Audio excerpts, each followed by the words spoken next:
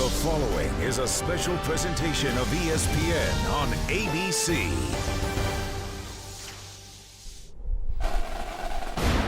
The San Francisco Bay Area on a gorgeous evening for college football. And a laid-back California crowd begins the stroll up the hill to Strawberry Canyon. Oregon's in town. It's the Bears and the Ducks. And for Berkeley, it's a very big deal.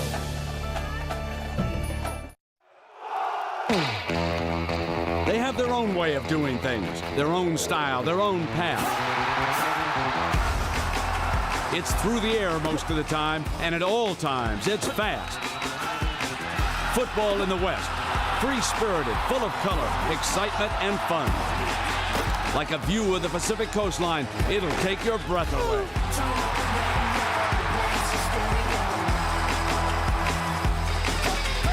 So take a deep gulp of rich October oxygen. Tonight, the California Golden Bears and the Oregon Ducks air it out in prime time, Pac-10 style, on Saturday Night Football.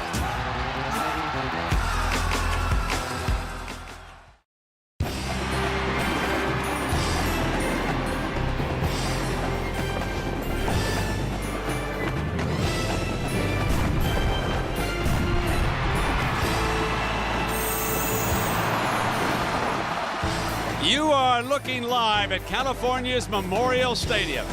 It's the kind of evening sprinters love to strut their stuff. Let the scoreboard lights start to dance, folks, Pac-10 style, as we welcome you to Saturday Night Football, presented by Southwest Airlines. Here at California Memorial Stadium, it's the number 11 Oregon Ducks and the number 16 California Golden Bears.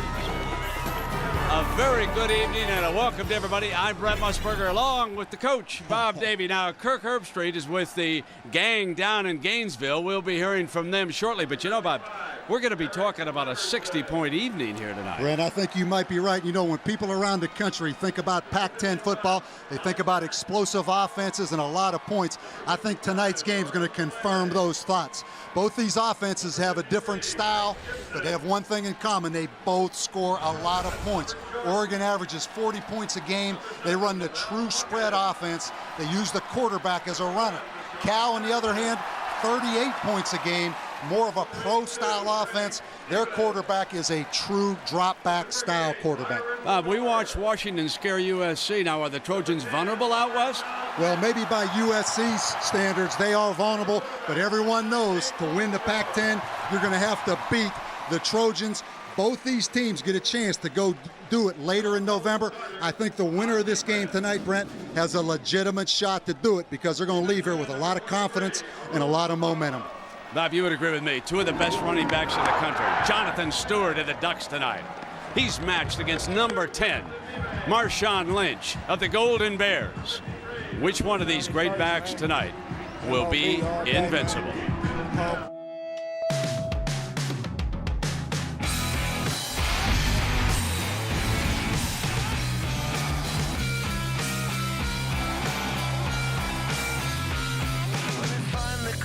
To claim the turf, we'll have to go through you first. And now my money says they won't know about the 1,000 Fahrenheit hot metal lights behind your eyes. Invincible. You're invincible.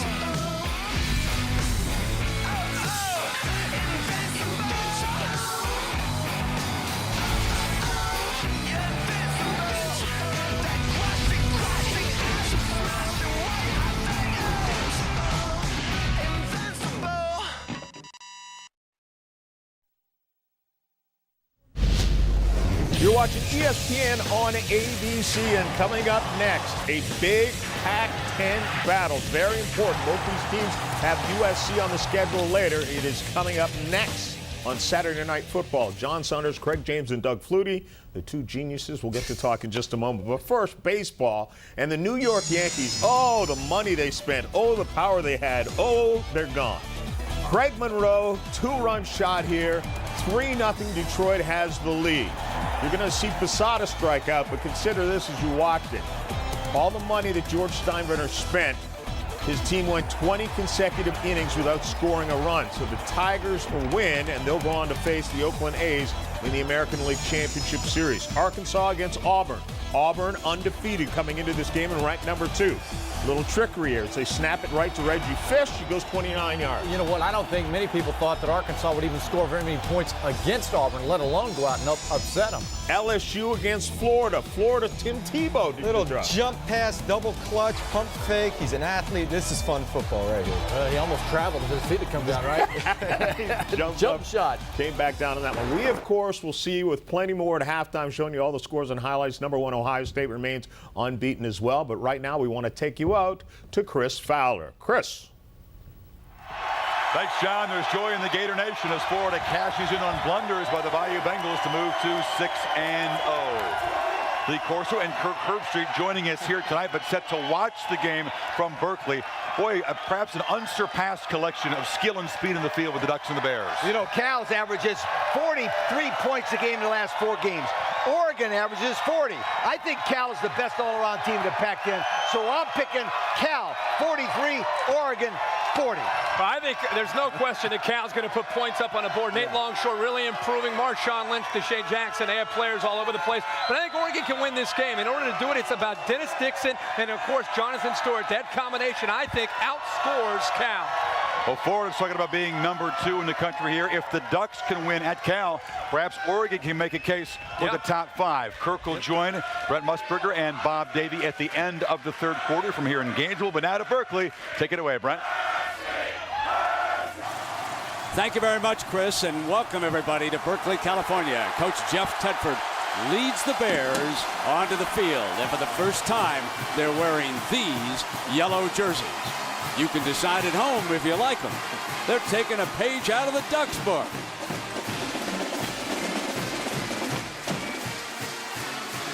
Nate Longshore, the quarterback, and the head coach, Jeff Tedford, who for 4 years was an outstanding offensive coordinator under Mike Bellotti at Oregon.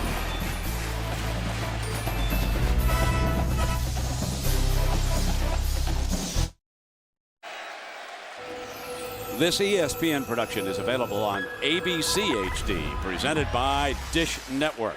Well, Bellotti and Tedford have squared off 3 times in the past. Bellotti has a 2-1 edge on his former assistant. 3 games decided by a total of 12 points. And against Cal overall, Bellotti's 7-1, good record. Let's check in with Lisa Salters. Lisa? Well, Brent, I caught up with Cal quarterback Nate Longshore during warm-ups, and I said to him, look, everyone says this is going to be a high-scoring affair. What kind of game are you expecting? And he said one word, defense. And I kind of looked at him funny, and I said, are you sure with all of this offense on the field tonight? And he said, I'm telling you, one of these teams, somebody's going to come up big on the defense. And he said, you know what? When it happens, you're going to think to yourself, Nate was right. Brent? We will wait and hold judgment on that, Lisa. Mike Bellotti. Gary Crowton, of course, his offensive coordinator now, the one-time head coach of BYU, and he brought the wide-open spread. Mike won the toss, and he elected to receive. So he wants to go on the attack against his one-time assistant, Jeff Tedford, right off the bat. So we will see Dennis Dixon, the Ducks quarterback. And another thing Bellotti doesn't have to worry about early on here, Bob, is kicking the ball off. That's been one of the Ducks' weaknesses, but they're going to receive right away. And you wonder if that did affect his decision to take the football, Brent. Last week against Arizona State, Oregon had a kickoff run back on them for a touchdown by the Sun Devils. Also a big punt return. Terrific crowd on hand. It's just about 15 minutes after 5 o'clock here on the West Coast. Andrew Larson, a punter, is putting the ball down on the tee for the Golden Bears, and the Ducks are back deep. Jonathan Stewart and Jeremiah Johnson. So they never list them on the depth chart, but then out will pop their 2 best running backs. And Jonathan Stewart led the country in kickoff returns last year as a freshman.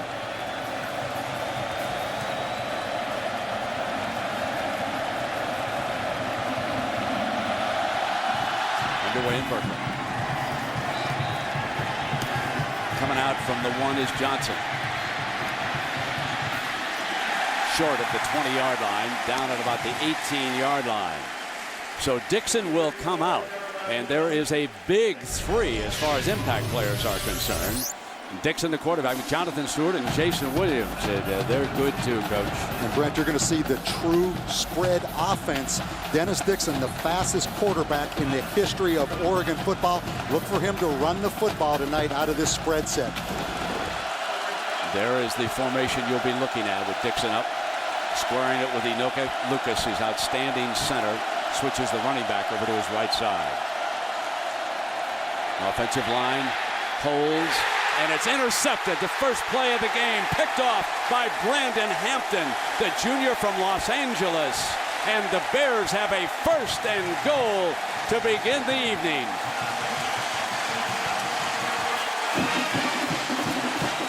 And that is not what Mike Bellotti had in mind when he decided to take the football.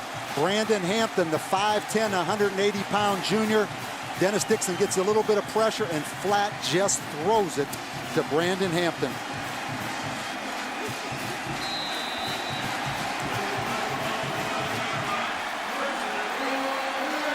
The Bears are on the Ducks' 7-yard line to begin the game.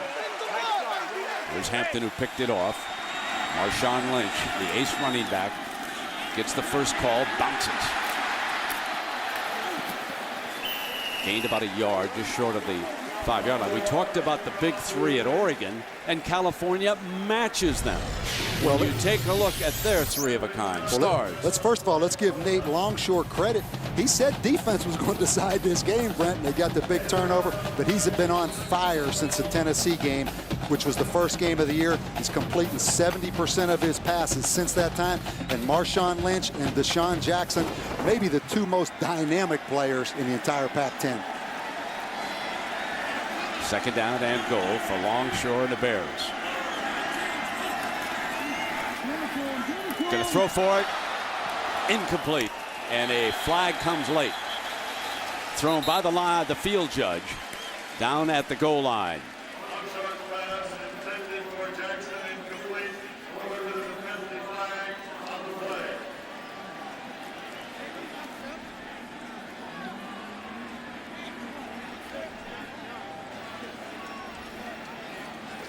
Interference. 1st and goal, half the distance. Jack Wood, the referee. Pac-10 crew.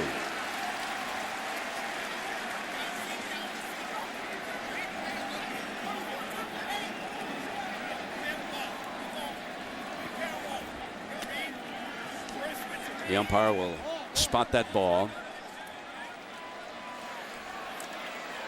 And Brent, the interference is going to be on number 6, Walter Thurman. Pass interference, defense.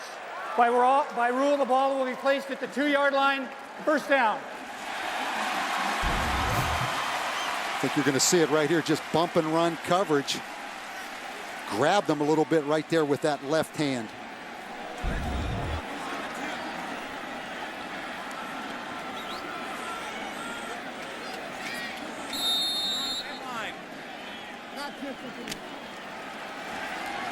From the 2-yard line, the Bears come up. Fullback offset to the right. They send power in that direction.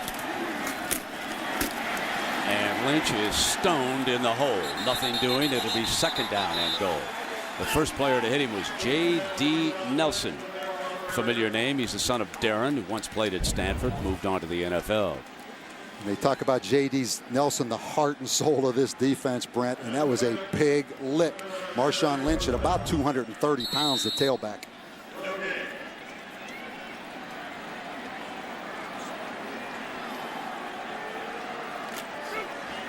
Checking the wristband. Cal scores its entire game plan on that. They send a number into Nate. He has it now for 2nd and goal. Bootleg.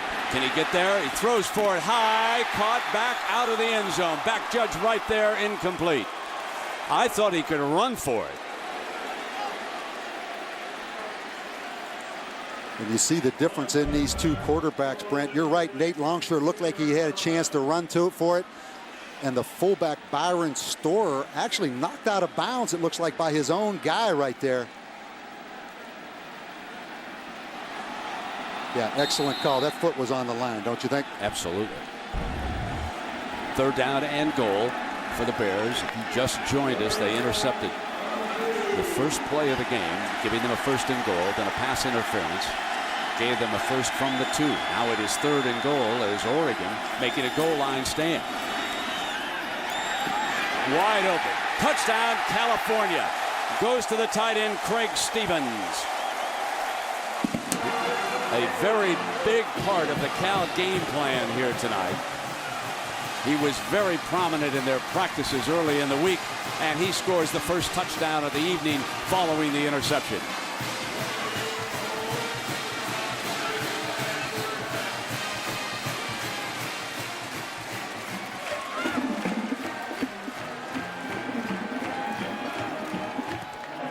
Extra point is perfect. Tom Schneider, who is now 26 of 26 after nailing that one. A breakdown in the coverage. The Bears strike first. Oregon's turn coming up.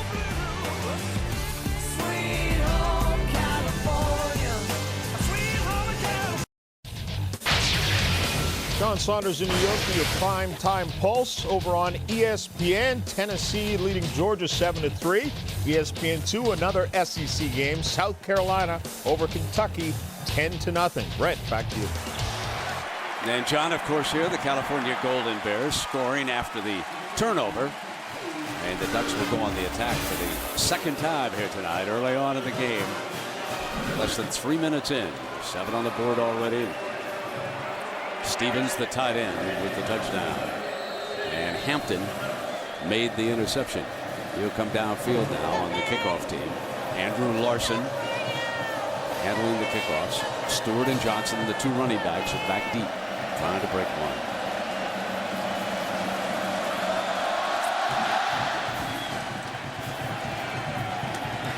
Johnson from, this is Stewart. Let me check that. They switch spots this time.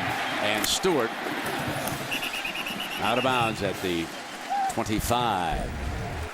Brent, you said it. It all started with Brandon Hampton on the interception, the first offensive play of the game. That sets up tremendous field position. I want you to watch this play. The tight end, Craig Stevens, right here, 82, is going to delay and hide Oregon in man-to-man coverage, turns him loose. That's a well-designed offensive play against man-to-man coverage. Jason Williams, the Ducks' rangy, talented receiver, is off to the right of the formation. 4 wide, option look. Dixon keeps it and steps his way to the 34-yard line as we take a look at the City, Oregon offense. Now, this offensive line, their average size, 6'5", 317, one of the best out west, only 1 sack. They've surrendered all season. Lucas could make the all Pac-10 team as the center this year. He's the ringleader. Second down and 2 for the Ducks. Pounding Stewart right straight ahead toward that yellow line in the first down, and Tafisi makes the stop as we see the defense now. They've got a good one at every level. Bain, Desmond Bishop, the linebacker, their number 1 tackler, and Damian Hughes, number 13. He's going to spend a lot of time tonight trying to defend number 4, Jason Williams. And we have an injured Oregon player down on the field, and I believe that could be the center, Lucas. Yes, that's exactly who it is. And that could be a major blow to the Ducks here early on. It looked like the left leg. Brent, not only is he a great player, but every offensive snap of Oregon is out of the shotgun. And that timing is so critical, particularly when you're an option-style team like Oregon. So this is a critical injury here early in the football game. Number 51, Jeff Kendall, you see loosening up on the sideline.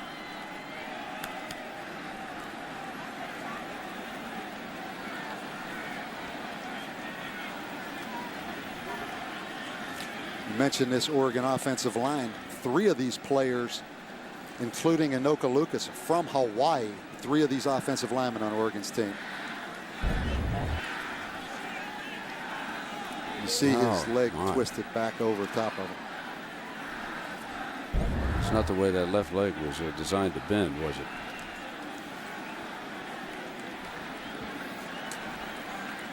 Concerned look over there on Coach Bellotti. Things not not starting well. An interception on the first play of the game. Then you come back out in your second series. Your center is going to be out for at least a few plays. You would think he's going to have to go over for one by rule. And Brent, the impact of Anoka Lucas. I went to the Pac-10 Media Day prior to the season in late July. Mike Bellotti brought Anoka Lucas with him to represent the Oregon football team, so you know he's a leader. Near the end of the game, we'll select a Chevrolet player of the game from each team. To honor their determination, Chevrolet will make a $1,000 contribution to each university's general scholarship fund. First and 10 for the Ducks.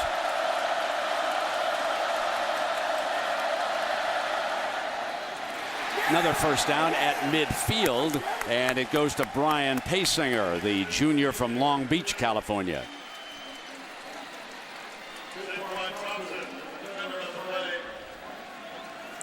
Brian Pasinger, the fastest of the Oregon receivers, and they have some speed, but the coaches tell me he is the fastest guy on this offense. Takes a break on this play. 3 wide. Dante Rosario makes it strong to the left on the formation. Deflected and down there. So Dante was the intended receiver.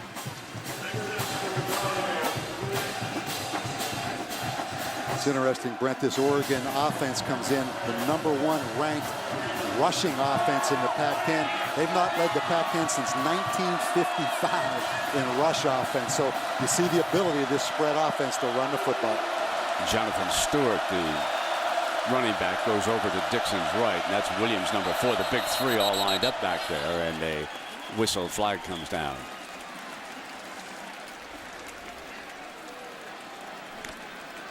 Prior to the snap, full start. Offense number 61. 5-yard penalty remains, second down. That was Churgy, the left guard. So certainly not the kind to start Bellotti, but good news as Lucas, number 55, returns and Kendall comes out.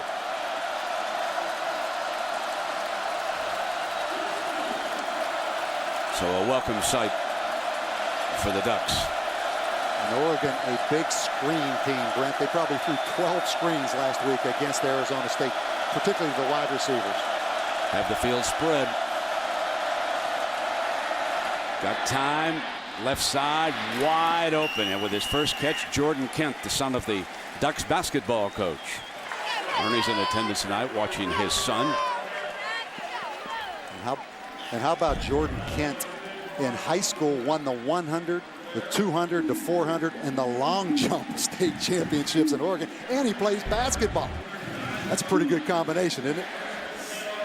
There's Coach.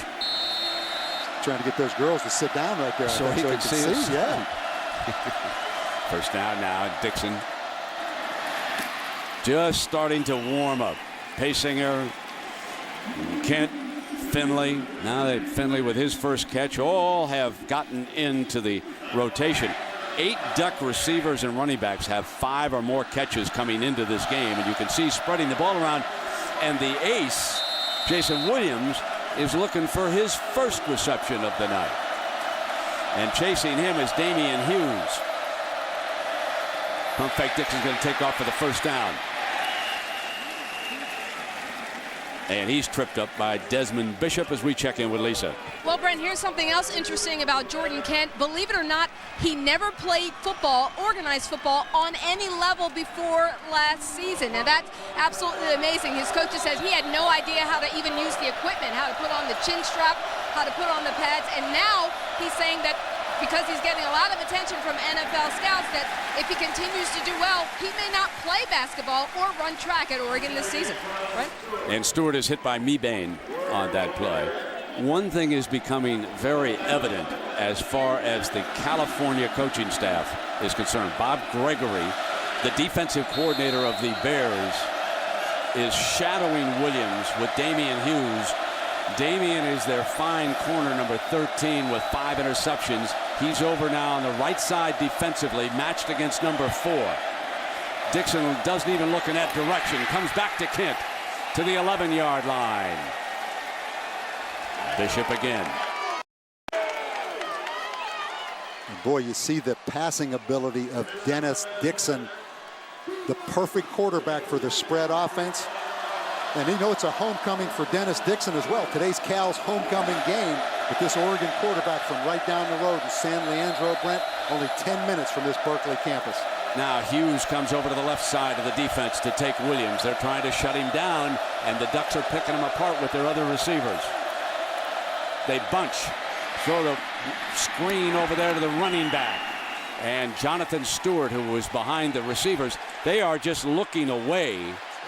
And penalty flags come flying.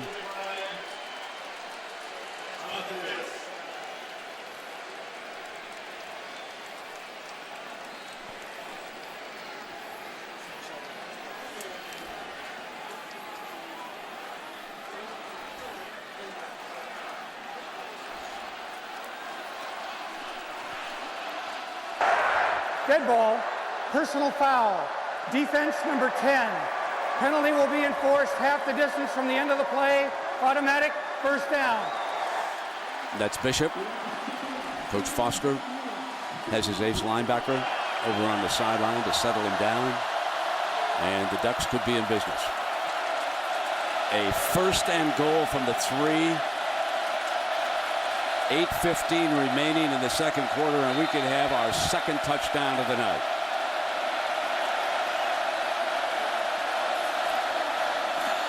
Dixon on a play fake and a dash for it. Pump fake, Bears are there, won't score. Bernard Hicks, the sophomore from Fresno, is up defensively.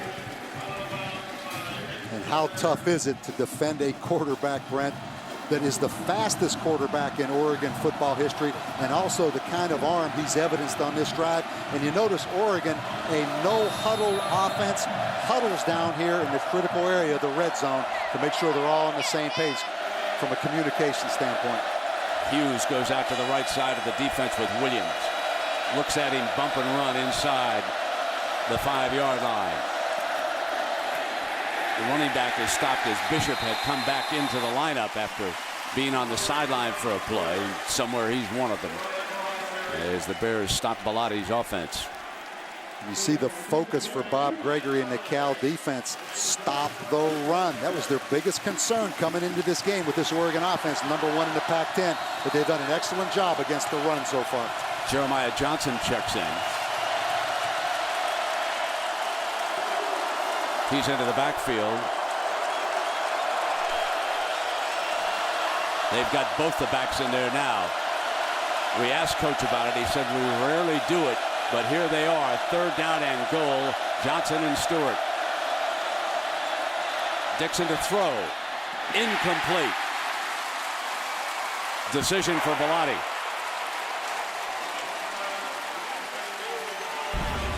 He doesn't hesitate. Field goal unit trots onto the field. Get on the board here. Remind Brent, this Oregon football team faked the field goal against Fresno to win the football game. When you play a Mike Bellotti team, always expect the unexpected in the kicking game. Now, Paul Martinez is an outstanding kicker, Bob. He's 7 of 9. He's hit all 20 of his extra point attempts. California tried to recruit him, and he opted to go up to Eugene and Oregon. With Brady Leaf the holder, the 22-yard field goal puts the Ducks on the board. It's 7-3. 10 points early in the first quarter.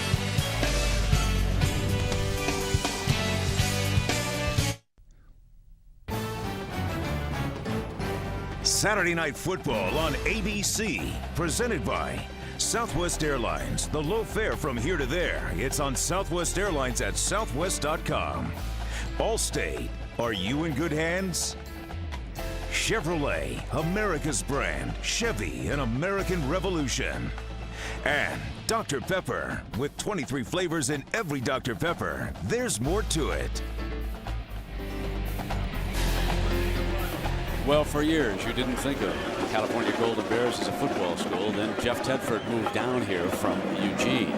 They've always had an abundance of world-class athletes in this part of Northern California. He was able to turn the corner, recruit some of the best in this area, a promise of upgraded facilities, which are going to begin right at the end of this season, and the show is on the road. Now, Oregon's problem with the kickoff. Matt Evanson will see what he can do here.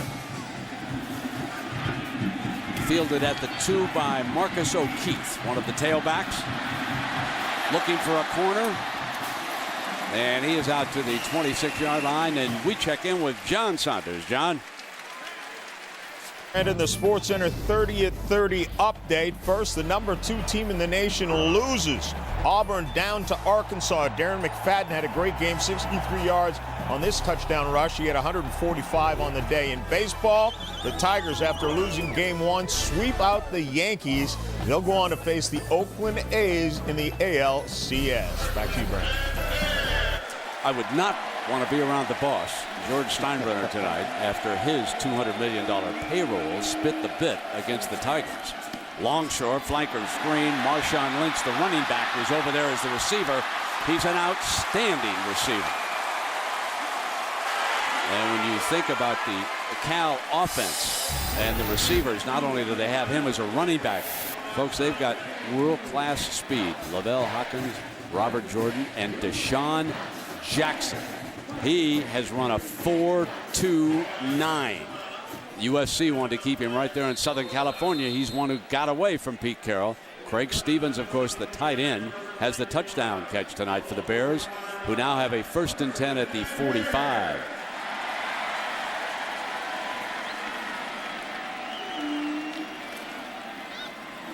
Now his running ability between the tackles. Stopped at the 47-yard line by this Oregon defense that has lost Cole Linehan, a defensive tackle, broke a foot last week. Cornerback Jackie Bates broke a foot against Fresno. And Brent Haberly, a linebacker, broke an arm. So Blair Phillips, his hands are full. And J.D. Nelson, who is Darren Nelson's son, as we mentioned earlier in the broadcast, they have got to provide the leadership here tonight as the Bears are moving right back down the field. They have one touchdown, and of course they had just superb field position after the interception.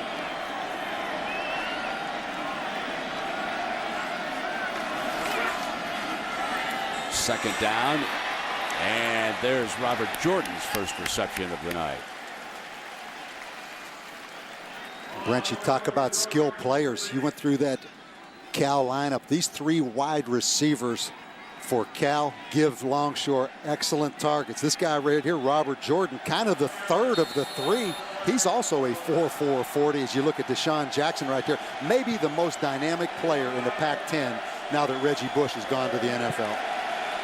And that is saying a lot. 3rd and 6, and Lavelle Hawkins.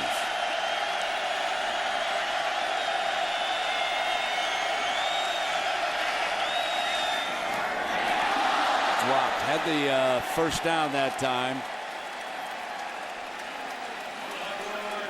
And Sam Dessaw unable to hang on. The Bears are forced to punt. Andrew Larson averaging 43.8 yards a punt, 8 of his 19 inside the 20. Yeah, no question, Dessaw had a chance right there, Brent, for the first down. Just didn't make the play.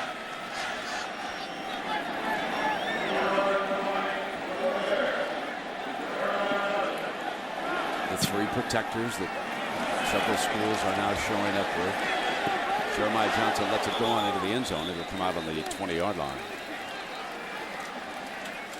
And we've got a penalty flag thrown back around midfield.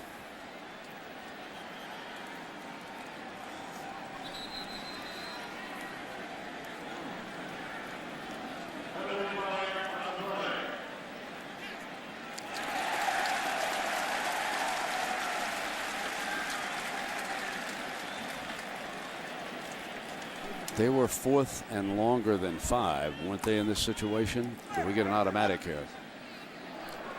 Holding, receiving team number 99. The foul occurred beyond the line of scrimmage and will be enforced as a post-scrimmage kick foul, half the distance from the 20-yard line. First down.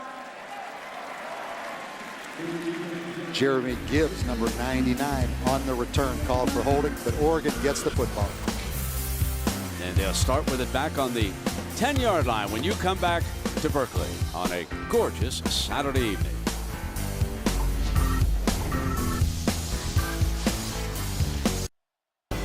watching ESPN on ABC. A landmark. Tightwad Hill. The free seats looking down on our sellout crowd at Memorial Stadium. 7-3, their Bears lead the Oregon Ducks. The Ducks have the football coming out from the 10-yard line. Stewart looking for a corner. Out of bounds, just short of the first down, picking up 9+. Hicks able to ram him out of bounds. But this will be second and short coming up for the Ducks. I tell you what, you see what Jonathan Stewart's all about. 235 pounds, runs a 4.34 40, benches 405 pounds. Chance, I think, to be the best back in the history of Oregon football. This guy is a big-time player. Damian Hughes goes over to the right side of the defense. Tightens up on Jason Williams.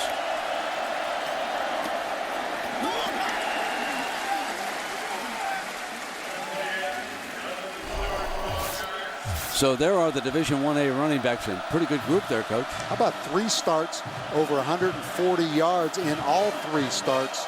Didn't play against Stanford because of an ankle. Pretty good cast of characters right there, those other 3 guys, too. This is second down and 9. Obviously, he got a first down on that earlier run. I thought he was just shy of it, so let me correct myself. And now it is second down and 9. And look at that Dixon create another first down, diving for it. Here's the big difference between these two teams, Coach. No question, Brent. I mean, this is the true spread offense quarterback. One thing I would say to Dennis Dixon, tuck that football away a little bit. Hold it a little more high and tight. But he is a dynamic player as we look at Mike Bellotti.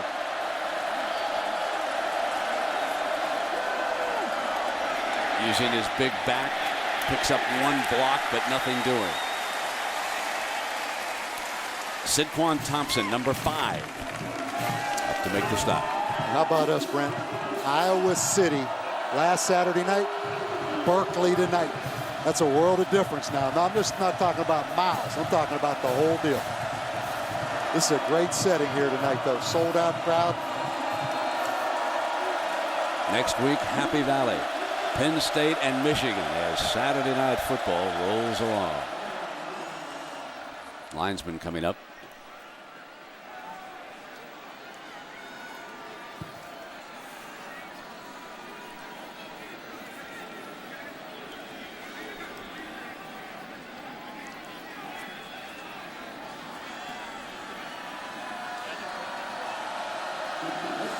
Correcting a little equipment problem. Jeremiah Johnson in as the running back. You can see they're tending to the helmet. That's why the game was stopped. It's Jonathan's helmet. That's why he's off to the side right now. Second down and 14.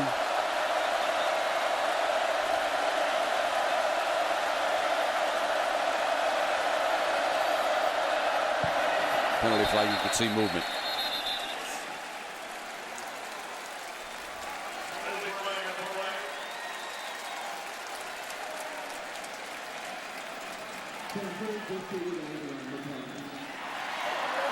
Prior to the snap, full start. Offense number 77. 5-yard penalty remains, second down. Right guard Massoon.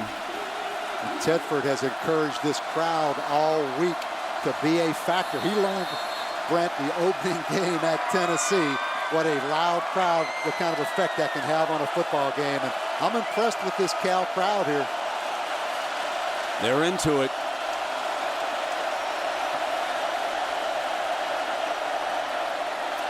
On second and 19. Can't find an open receiver.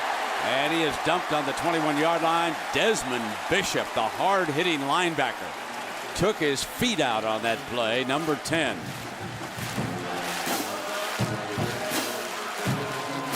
And that is a great open field tackle. We ISO right here on Desmond Bishop, the linebacker. Just throws his body at Dennis Dixon and gets him on the ground. Not exactly a form tackle, Brent, but a great effort. You see that football jarred out right there. Artificial turf bounced right back to him. Got the perfect hop on it. The Ducks have already turned it over once in the red zone. Third down and 20. 5 receivers spread across. Penalty flag, holding is called.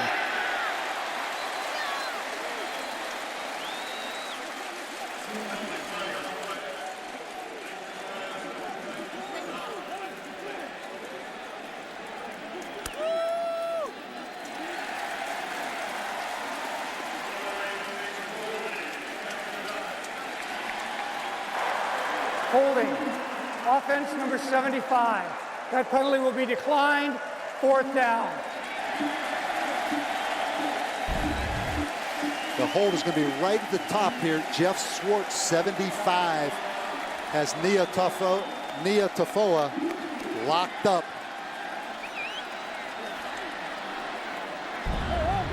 Now a chance to see Deshaun Jackson and that breakaway speed.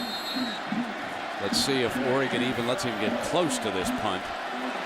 Aaron Knowles made the trip, and he has replaced Matt Dragic tonight as the punter. So Aaron Knowles, number 98, back to punt. The 3 protectors. Deshaun is hit just as he catches it. No fair catch, and let us check in with New York. Brett, in the primetime pulse over on ESPN, Georgia has just scored again. 3 consecutive touchdowns right now as they lead Tennessee 23-7. Over on ESPN2, the game has gone to half, remaining the same score. South Carolina by 10 over Kentucky. Brent, back to you.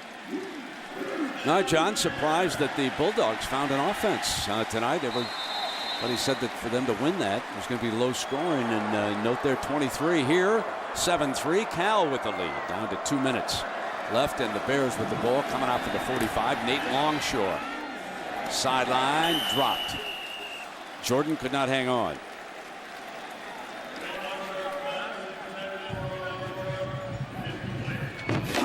So after that quick first touchdown, Bob, things have slowed down just a little bit. Oregon held to a field goal.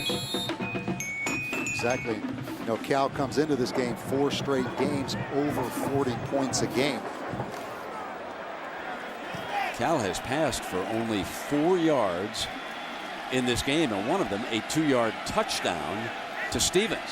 So Longshore and the Bears' highly touted passing game hasn't got it going yet, and they still haven't.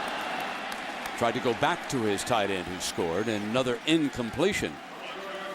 And Longshore is now 2 of 6. And some pressure by Dexter Manley. I think people around the country will recognize that name. His father played in the NFL. You look at Dexter Manley, he had 3 sacks, Brent, in the second quarter against Arizona State last week. His daddy was a sack master with the Washington Redskins. His son came out of junior college, signed on at Eugene. 3rd down and 10 for the Bears, back in the gun. Prior to the snap, yeah, it looked like Gibson incurred this penalty. They'll back him up again. Prior to the snap, full start. Offense number 53. 5-yard penalty, still 3rd down. Neither team really has it going offensively like we expected to see here so far. A lot of mistakes right now in this football game offensively.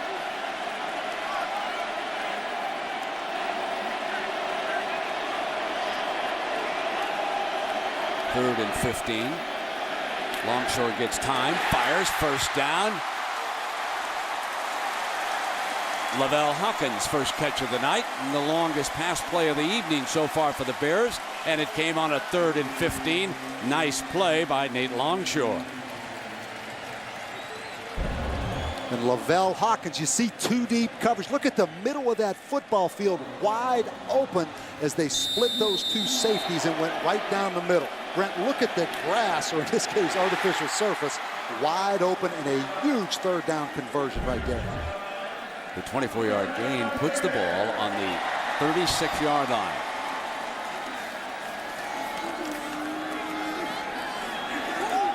Deep middle, wide open, touchdown, Deshaun Jackson.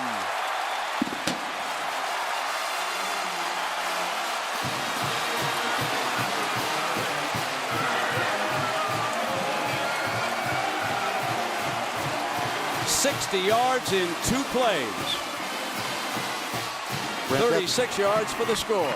And that's what 4-2-9-40 looks like against man-to-man coverage. He just beat Jarius Byrd, the corner.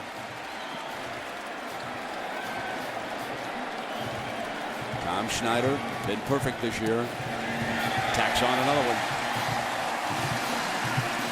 Penalty flag.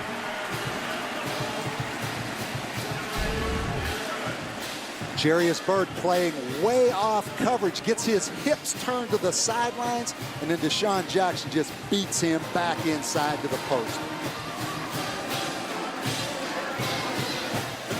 And a good job by Nate Longshore of just laying that football up nice and soft to the wide open receiver.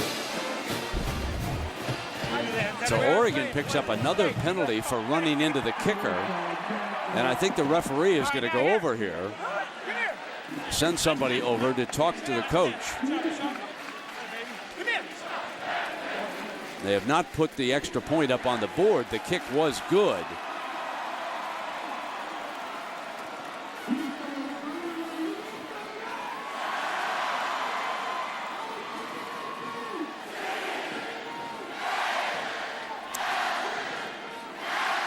I would think they would take this on the kickoff, the penalty.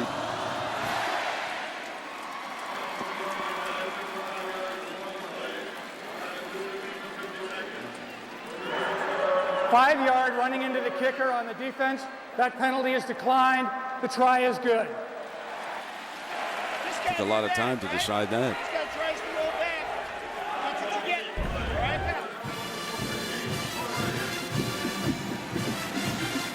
Wow. Pretty good acting job by the kicker right there.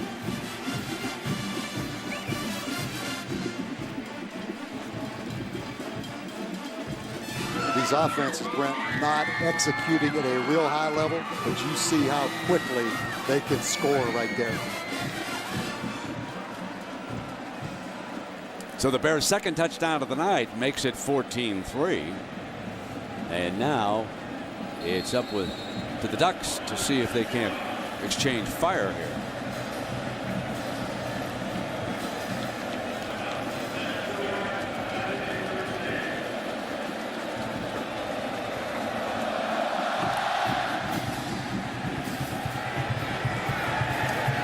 Coming out, Stewart.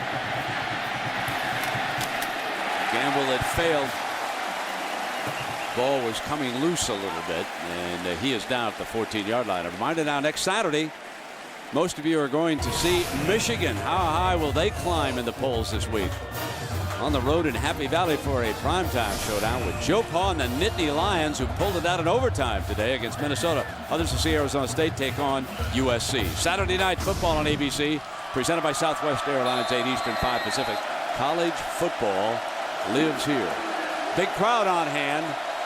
And the Bears, who've won 4 in a row after being throttled in Knoxville by Tennessee, lead at 14-3 as they climb their way back up the polls and in the Pac-10 race. Oregon, meanwhile, undefeated and trying to rally, and the big fella finally gets into the attack. Jason Williams, first catch of the night, and you can see how talented he is. And there's some big receivers in this country, but this guy's the biggest. He's 6'5", 245, 177 yards receiving against Oklahoma.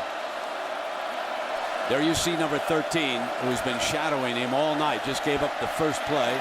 Option look, Dixon keeps it all the way to the 30-yard line, and Greg Van Hoosen, backup linebacker, seeing a little action here. Number 55, a junior from Saratoga, California. He's going to come back out now. And Bishop returns.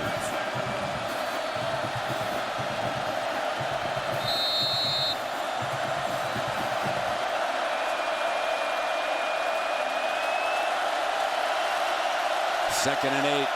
Bear defenders urging the crowd into it again. Sacked at the 21-yard line. Zach Follett.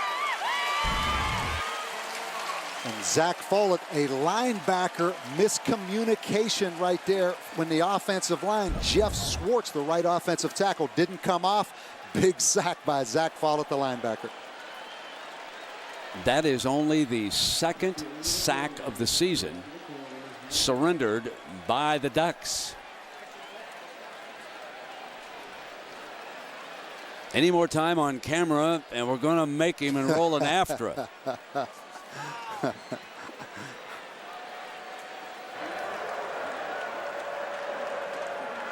A whistle was inadvertently blown because the 25-second clock was inadvertently started with less than 25 seconds on the game clock. Sounds kind of inadvertent to me. I don't know about you folks at home. How about the 3 O's right there on Dennis Dixon? 1 on the helmet, 2 under each eye. Will the clock operator please reset the game clock to 18 seconds, which was the time when the ready for play was given. Zach Follett loses a sack off the official stats off after all of that. Wow. Play doesn't count. They've still given up only 1 sack.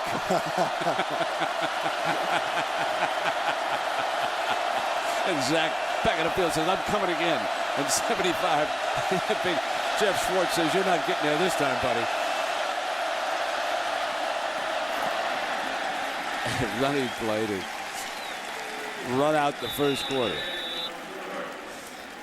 14-3. The California Golden Bears lead the Oregon Ducks. 17 points on the board here. It's Saturday Night Football, ESPN style on ABC.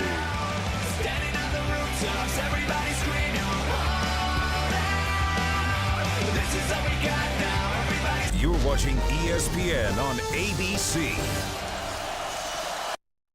3rd down and 4 as we start the second quarter. Jonathan Stewart's the running back.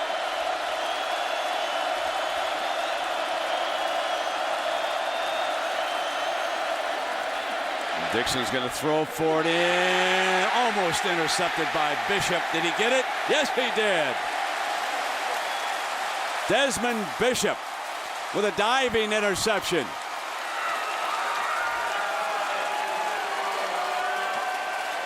Another Oregon mistake. And Cal with their 2nd interception of the night. You're going to see Dante Rosario, the tight end, come across. A little holding there by Bishop, tugging on his back. But a great effort, actually, by Dante Bishop. It was Warrell Williams tugging on him a little bit. When he holds the ball up, I thought it had bounced on the ground looking at it from behind him. But what a great catch, and he held it up with one hand to show him he had it all the way. What a fine-looking linebacker he is. And now the Bears of Longshore go back to work. Another completion. Just striking fear and using Marshawn Lynch, the running back, for a 1st and 10 inside the 15-yard line. And Marshawn Lynch, an excellent receiver. Brent, that time actually lined up at wide receiver and went right down the seam.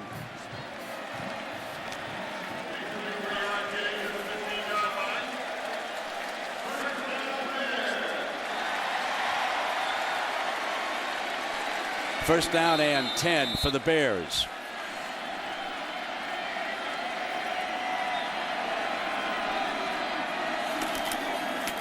Marshawn carrying it, cut off. Let's go up close and personal with number 10, Marshawn Lynch. Marshawn Lynch, running back, California, family first. You know, Marshawn is family first. There's no question about it that's his main focus.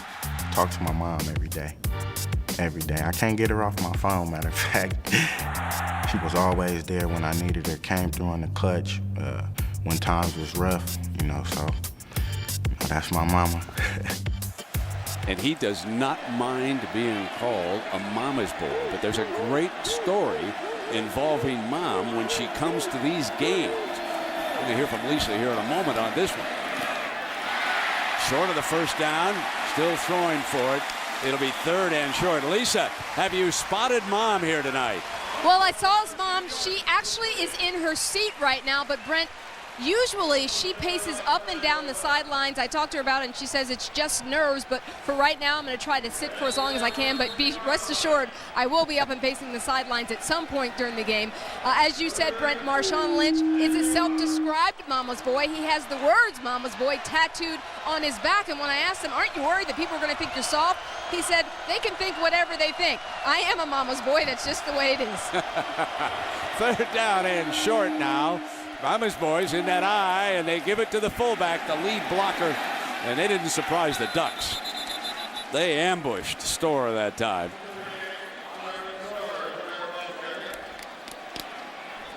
That defensive front was ready for that attempt.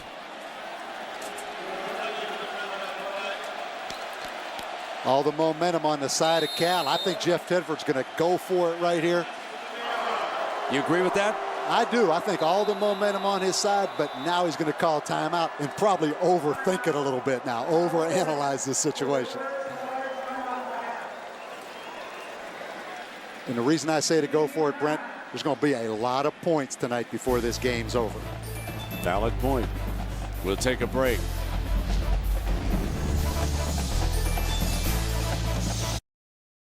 You're watching ESPN on ABC. Well, there's Delisa Lynch now watching, and the Bears are going to go for it. Her son will be in that eye behind the fullback. It is 4th and about a half yard. Here he comes. He got that first down. It'll be 1st down and goal for the Bears. That's Mama's boy hitting it up in there for the 1st down. I think an excellent call right there by Jeff Tedford early in this football game. Yeah, baby. Yeah. This is a great shot from right on top. I mean, he just ran over top of Dexter Manley that time. Mama wasn't sure there for a second. No, she wanted the touchdown. She hesitated a little bit, though. No, she wanted the 1st down. She's not greedy.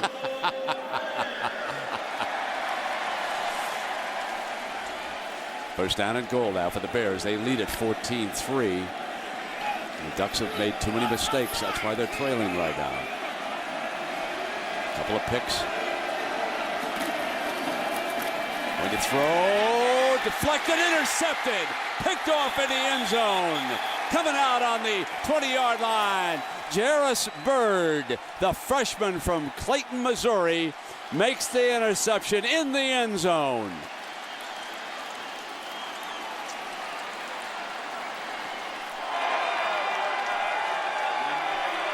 And the 3rd tight end, David Gray, is going to come across on the crossing route. And the ball is batted by number 33, Blair Phillips. And Brent, keep in mind, that was 1st down and 10 as Jairus Byrd comes up with the interception for Oregon.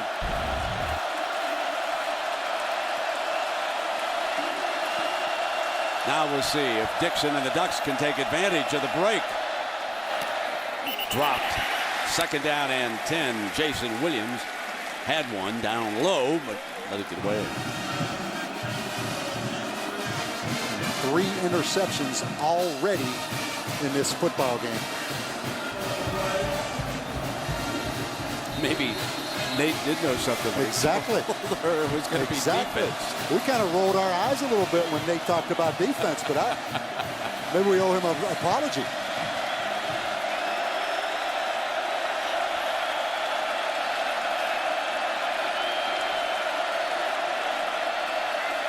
Second and 10. Here comes the blitz. And that inside shovel pass off to Stewart. And Stewart to the 25-yard line. Let's check in with Matt Weiner for the first time tonight. Matt, how you doing? Get a Taco Bell update. UCLA and Arizona, both quarterbacks in this game were injured and are now out. So it's the backup, Patrick Cowan, to Matt Willis for the Bruins. That puts them on top. 14-7. Ben Olsen out with a sprained knee. Matt, we'll keep an eye on those 2 injuries. And here, 14-3. Cal just turned it over. Going in for a possible touchdown. Ball was loose. Ball on the ground. Bears say they've recovered it. which would be the third turnover. Let's see. They'll unpile everybody. There it is. Turnover number 3. And Abu Mahafala. I took care of that one, Coach. Hey, I'm not going to repeat that name. Come on, you can handle Mahafala. I'm just going to go with number 43. But a huge turnover on 3rd and 5. He never had the handoff from the quarterback right there, and that's option football right there, because Jonathan Stewart wasn't sure he was going to get the football, and another huge turnover by this Cal defense.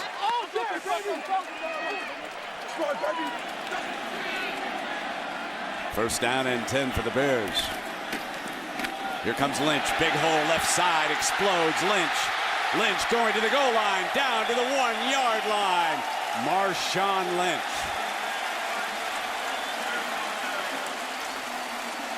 He's hobbling a little bit. He goes down at the 20-yard line and turns a somersault. He'll be all right. But we look at Mama's boy right here. The thing he can do, Brent, he can power you. And how about that stiff arm to the face right there?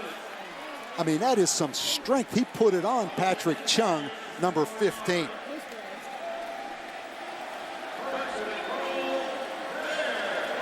Well, he is limping as he comes out. Now watch what he does here. Wow. How about the little finish pain to and it right there? Somersault, but he's in a little bit of pain at the end of that run. Meanwhile, we got a 1st and goal here for the Bears, and Justin Forsett, smaller but a talented backup, is the running back. This time they stay on the ground over the top, and the Ducks throwing back. So it'll be 2nd down and goal. Let's take a look at the end of this, Bob. Did you see anything here? I was distracted by that forearm to the face he put on Chung. Really hard to see right there, Brent. Yeah, it is. He was pulling down the front of the jersey, and he may have rolled up on a leg there at the end. Who knows? 2nd down and goal. You see the size difference. Justin Forsett much smaller than Marshawn Lynch.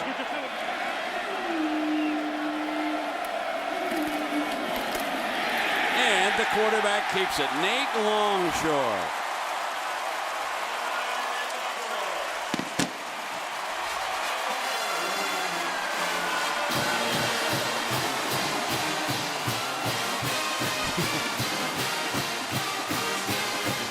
That guy was probably a 4.0 biomed student or something right there being passed amongst those student bodies. You got to be nice to these youngsters at a school like this. They could do serious damage. Nate Longshore's first rush touchdown for the California Golden Bears. A year ago, he was the starter, broke his ankle in the opener, came back this year, had the nightmare in Tennessee. He has a wonderful attitude, has rebounded well, has them ahead now. Schneider's extra point makes it 21-3, and there he is.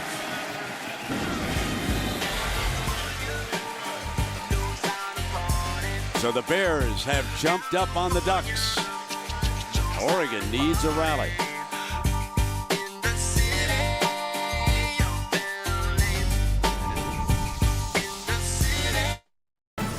Today's singular All-American flashback, University of California defensive back Deltha O'Neal.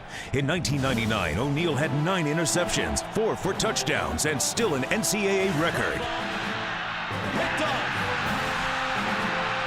O'Neal. Deltha O'Neal, one guy to beat. Touchdown Cal. Text VOTE to 87654 now on your singular wireless phone for a chance at a trip to the national championship game. John Saunders in New York with your prime time pulse over on ESPN. Tennessee trying to creep back into this game. It's now 24-14. South Carolina still leading Kentucky 17-7 now.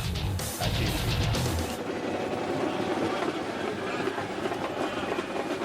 We are back with 9:55 to go here in the first half.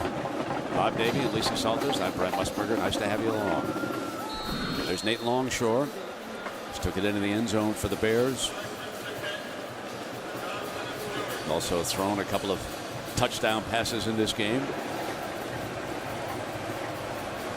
He has fun, doesn't he? He's great personality. for a young man who suffered a tragedy in the spring when his father passed away at a very young age. We'll tell you that story is Jeremiah Johnson on a cutback to the right, spins, and he's down at the 26-yard line. Here's our Pacific Life game summary on a gorgeous Saturday evening here in Berkeley, California. 21-3, turnovers, turnovers, turnovers. Oregon, 3 turnovers and 4 penalties, and we still got 9:44 left in the first half, Coach. You can't survive something like that, can you?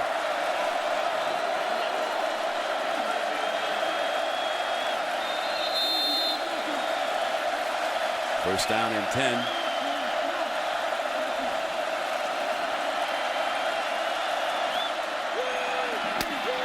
Running play. Big Stewart to the 29-yard line. And Bob, let's check out those miscues. And Brent, you said it. Particularly on the road, it's difficult to survive 3 turnovers early in this football game. Keep in mind, Oregon, 41 players on their football team from the state of California. This is a huge game as you look at the concern right there on Mike Bellatti's face.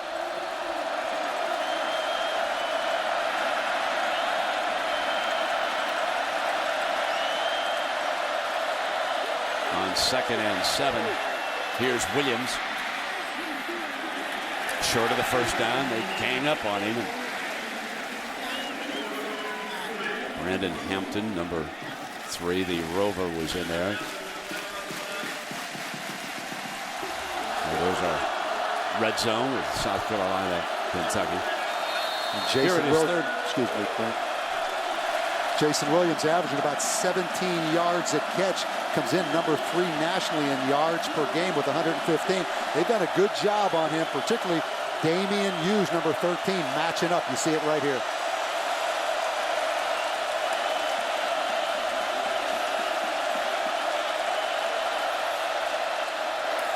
They'll try to run for it, and the Bears jumped it. The Bears were ready for that play. And Oregon will send the punt team onto the field here with 8 minutes to go in the first half. A half to forget so far for the Ducks. You're going to see 69, Matt Malele right there, 335 pounds, whipped the center, Anoka Lucas. Big stop, and Brent, always fake punts a factor when you play against an Oregon football team and Mike Bellotti. And I'm sure Cal is thinking the same thing right now. Jackson's the return man, number 1. Knowles hits it at the 25-yard line. Jackson runs up, trying to deke him. Did. Got the great speed. Out of bounds. What a great bluff that was by Jackson, who's woofing down there on his sideline.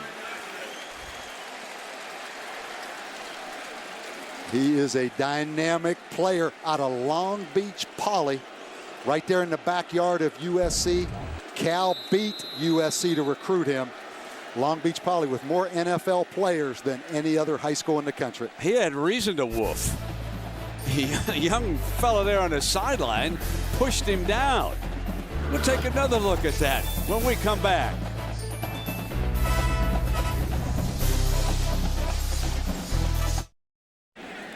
Okay. Well, there are some houses with a beautiful view. Strawberry Canyon looking down on this 70,000 crowd Memorial Stadium. This is old school, folks, due to be remodeled starting at the end of the season. Forsett, the running back, remember Marshawn Lynch, was injured on the play that set up their touchdown. Let's go back to the sideline and let's take a look at Blair Phillips, the Mike linebacker over here on the sideline, number 33. Just a gentle little how do you do. And now watch. And he's not afraid of them big linebackers now, is he, Coach? Huh? No harm, no foul, though, right? Blair Phillips just protecting himself a little bit there on the sideline. Now, wait a minute. Oh, wait a minute. How big is Blair Phillips? Protecting himself. Yeah. Protecting him. You know, I've been run over on that sideline. Mean, push him down a little bit there, he did. 2nd down and 4. From the gun. Incomplete. Trying to put it back in Jackson's hands. You look at Deshaun Jackson, he's still John. He's still Same guy. going at it. It absolutely started by Blair Phillips over here on the sideline. They're going to get Blair over here. They're going to bring him off in this substitution package now. 3rd down at 14. 24 points on the board, 6:30 to go.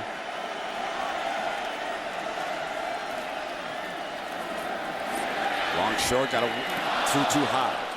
He had Robert Jordan. Jordan was behind coverage. And it'll be 4th down. Bears will punt. Still plenty of time for the Ducks.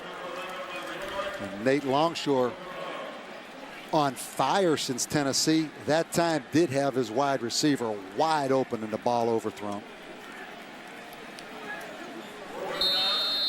Jeremiah Johnson back deep. Larson from behind with the 3 protectors that a whole lot of folks are starting to use now.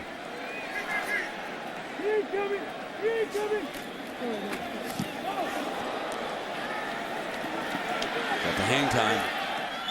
Fair catch at about the 21-yard line. So Saturday Night Football on ABC, presented by Southwest Airlines. The low fare from here to there. It's on Southwest Airlines at southwest.com. The new 2007 Lincoln Navigator. Singular, raising the bar. And Aflac. Ask about it at work. Gorgeous sunset here in the San Francisco Bay Area. You look out across the water over toward the city of San Francisco. Berkeley, California. 1st down and 10.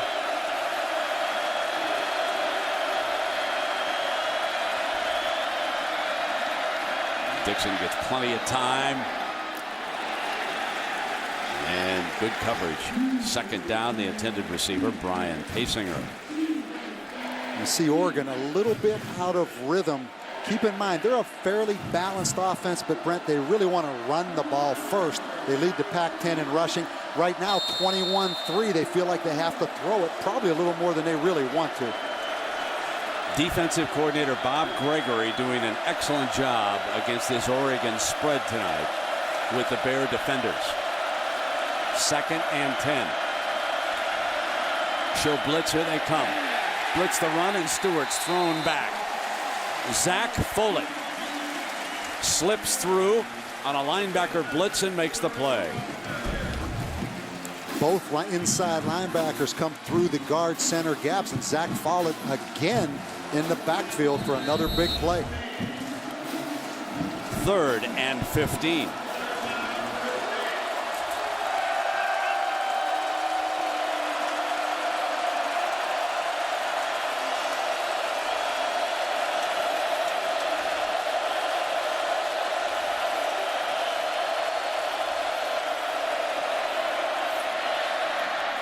Deflected, incomplete. And once it's deflected like that into the middle, you know it can be picked off by somebody. So the Ducks are fortunate there. Rosario, the intended receiver, and Dennis Dixon struggling here in Berkeley tonight. And a great look right here from Skycam. That ball was batted, as you mentioned. And how about this Cal defense, Brent? Came in ranked 91st in the country in total defense.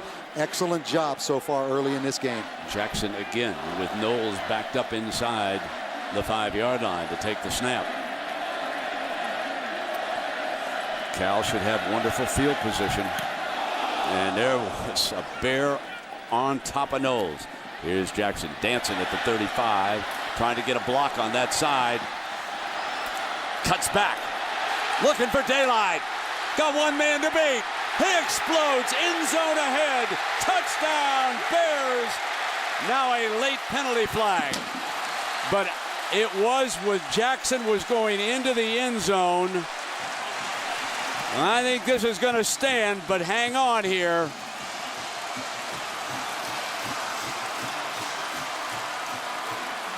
Rosario, the tight end, was definitely involved down there. He was engaged at the 30. Tedford waiting, and he wants it thrown out.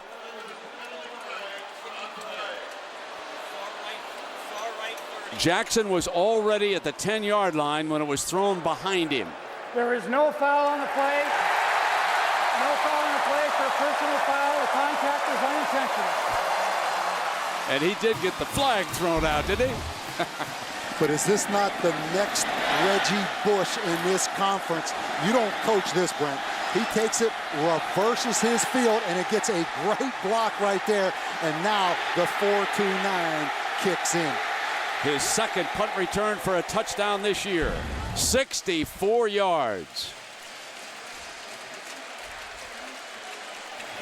He told us yesterday, when I said, how could you get away from Pete Carroll in Southern California? When they hone in, they usually get everybody. He said, I just wanted to leave Southern California and go to school someplace else. He said that was the only reason.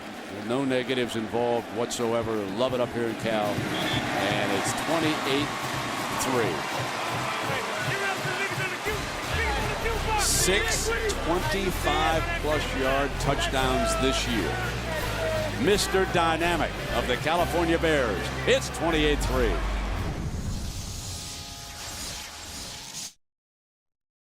You're watching ESPN on ABC.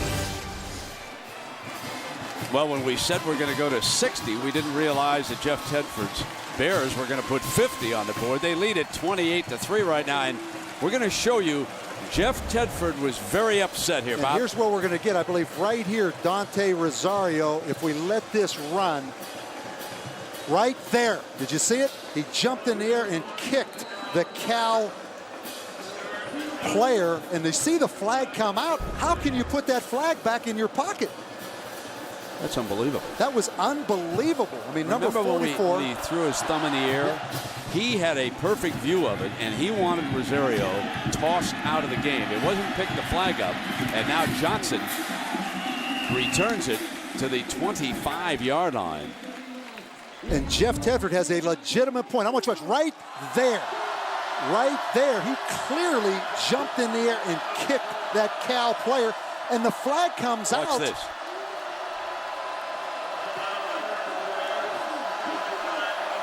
That's exactly what he did.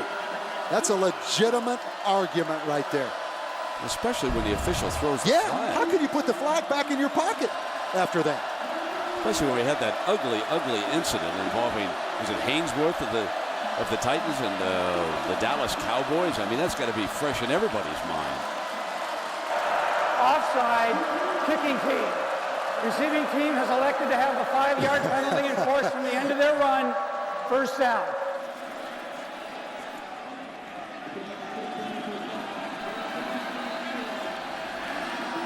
Well, the Ducks, Dennis Dixon trailing 28-3. Oregon has self-destructed,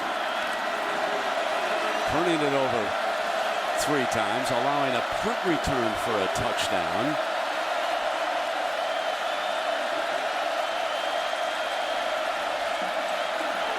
Option.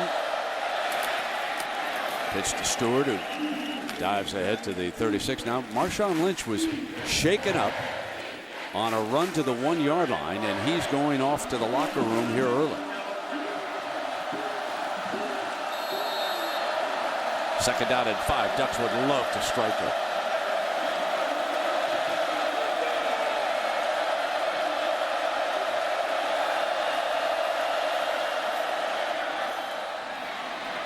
First and 10. And the receiver was Finley as we check in with Lisa. Well, Brent, as you recall, a couple of minutes ago, Marshawn Lynch, that play on the 1-yard line, he says that the player fell on his leg. At first, the trainers were working on his right ankle, but he says it's entire right leg. And I know that because he walked over to the fan section and started hugging and talking to his family members. He said he just wanted to consult them about whether he should go back into the game or not. I said, you guys are up pretty big. He goes, not big enough. I want to get back in there, but obviously he's in a lot of pain. Brent. First and 10 and a jarring hit on Rosario. A little bit of payback there by the Bears' Zach Follett, who unloaded on the tight end after that reception. And I mean, Zach Follett right now, the defensive player of the game so far. That is a lick right there. Second down and 3. Ducks trying to drive in.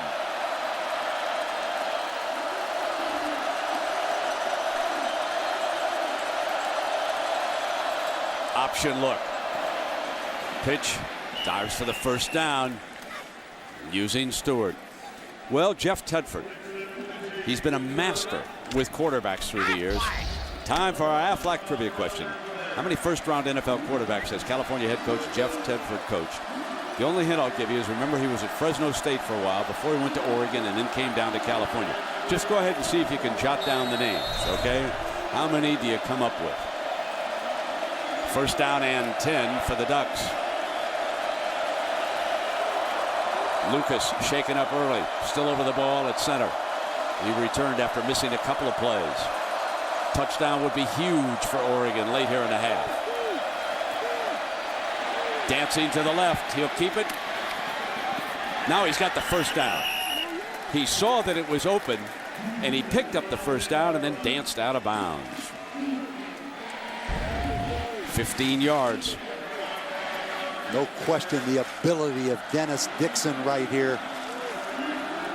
Stays in bounds, gets what he can get, and then get out of bounds. Smart guy, Brent. 4.0 student in the spring semester at Oregon, Dennis Dixon. Leading rusher for the Ducks. He's rushed for 36 and Stewart for 25. Jeremiah Johnson is the running back. He throws the block. The throwback, Williams drops it. Incomplete pass. Second down and 10, and Williams got the dropsies on a couple of balls, and he said, my fault. That's his second. Jason Williams, early in his career, that was the knock on him. A little inconsistent catching the football. They thought he was through that phase, but let's be honest, Oregon not playing very well right now offensively by any stretch of the imagination.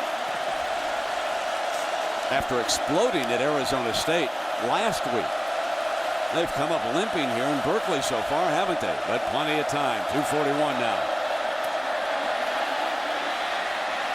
Dixon slides down short of a first down, and the most dangerous weapon they've had in this drive, his feet. And this is an offense, as we look at the concern on Mike Bellatti's face, over 500 yards, Brent, against Oklahoma, Arizona State, and Stanford. And the one that jumps out at you, over 500 on a very fast Oklahoma defense.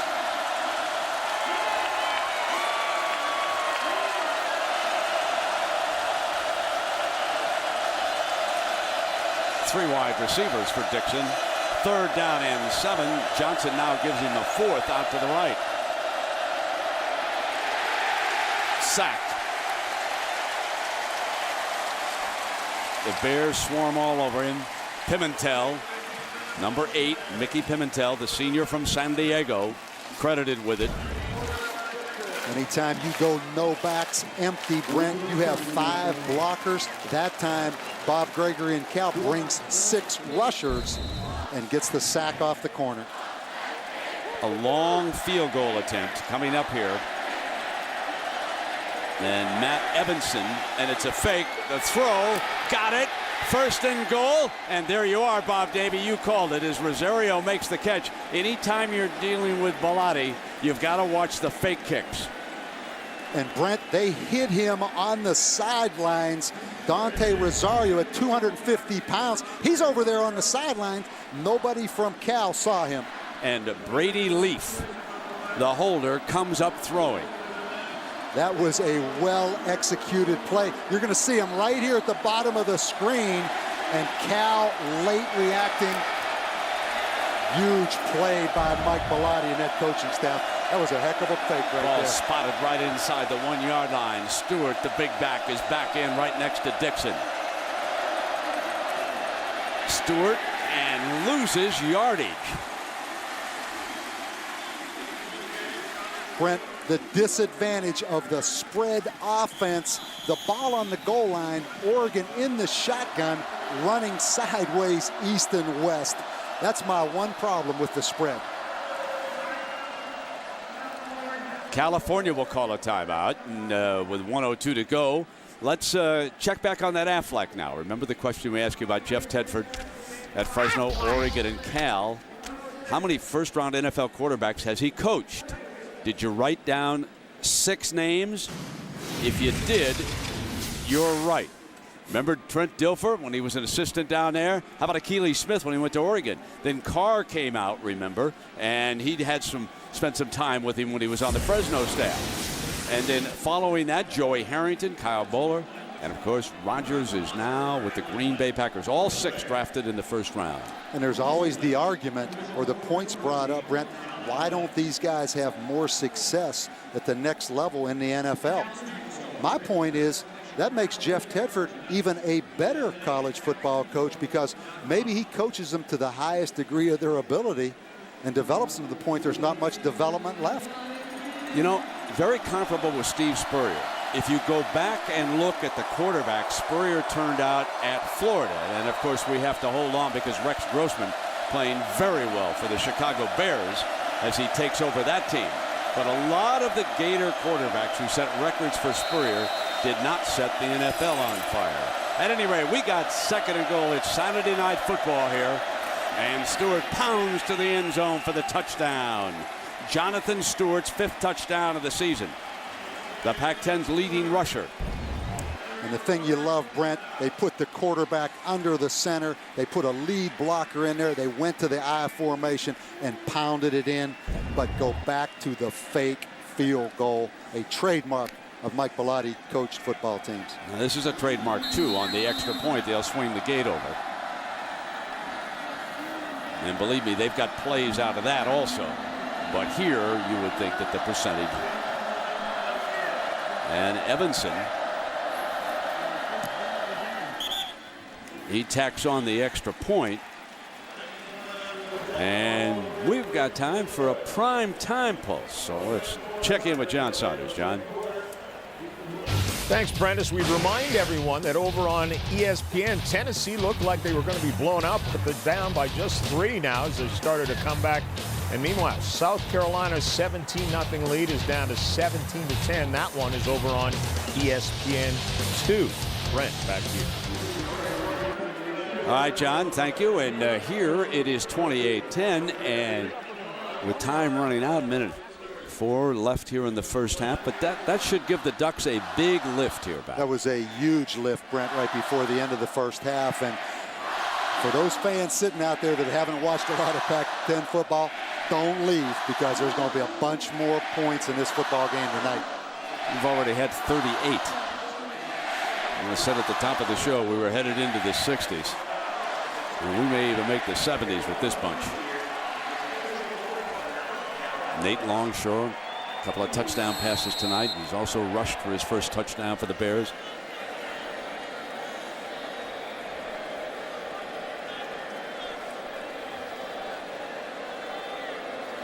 O'Keefe and Hughes are back to return and on the ground. Takes a high hop. One of the Wedgemen returns to the 34-yard line. And a reminder now, the 9, which is getting solid reviews Wednesday at 10, 9 Central. It's all new right after Lost. And USA Today, you may have seen that story, 4 stars and called it the best new show of the year. 9, so it's on Wednesday and only on ABC.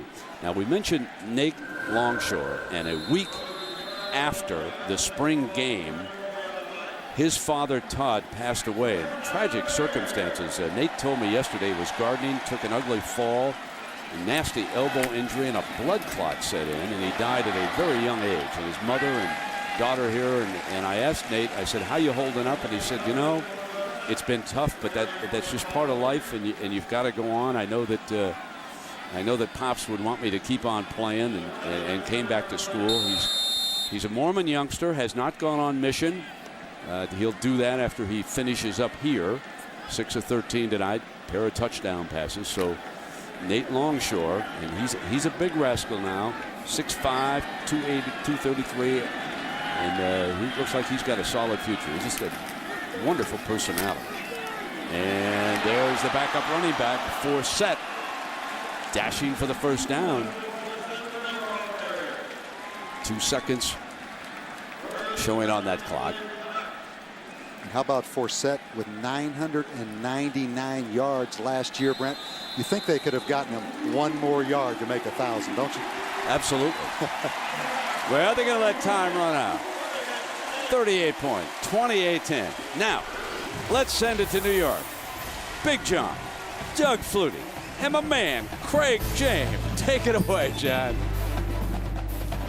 Does anybody have more fun than Brett Musburger doing a football game? The uniforms had us confused, I think, before the game started in this one. But what have you seen from this first half? I think that maybe Oregon's players are confused with the color of their jerseys, too, that they think Cal's their teammate. This is really a game that surprised me quite a bit. I thought that Oregon's defense was a lot better than they are. Cal's offense, Jeff Tedford told us several weeks ago, we found our quarterback, Longshore, and he's showing us improving himself right now with it. He's playing well. He's not throwing up huge numbers, but he's thrown a couple of big touchdown passes, made the plays he's had to make. The big key of the game was the first interception returned by Cal and set up the touchdown. And it just started off on the wrong foot, went downhill, and now Oregon is getting their act together. You know, Mike Bellotti at the end of the half, a little trick play, gets his team back into the game as well. Now, the number 2 team in the nation starting the day was Auburn, facing Arkansas. Tommy Tuberville, he's had an undefeated season and come away with no hardware. Arkansas quarterback Mitch Mustaine, 50 yards to Marcus Monk. I guess he didn't read the article this week and all the publicity stunts by Coach Tuberville saying they got to be ready to play for the national championship. The team read too many articles. Brandon Cox tries to lead them back. I'll tell you what, throwing off the back foot with the guy in his face, not a bad throw. Great job by the receiver pulling that one in. But Felix Jones from a yard out, and Arkansas, 27-10 is the win over the second-ranked team in the nation. How good is this Hogs team? Well, Arkansas's good. There's no doubt about that. But what really was surprising was how much they ran the football. This was just a powerful team. This was a game where Auburn's defense got manhandled out there, and I can't believe that. They took it 279 yards on the ground for Arkansas to 60. Wow. All right? I mean, they took it to them. They didn't just win a game and get lucky. They took it to them. Gashed them. 3-0 in the conference. The last time they went undefeated was because they could run the football like crazy with 2 guys out of the backfield. Stick around. When we come back, we'll check scores and highlights from around the rest of the nation, including some more SEC contests and a couple of big ones in the Big Ten.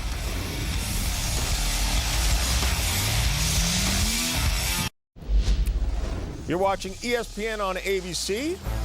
You're also watching Deshaun Jackson take this one 65 yards on a punt return.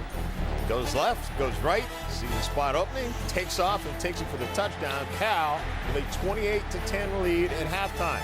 John Saunders, Craig James, and Doug Flutie here. We'll get you out to the second half in a moment, but we showed you a great one in the SEC from before. Another one today, Tennessee against Georgia, with another SEC team trying to remain unbeaten, and that is Georgia.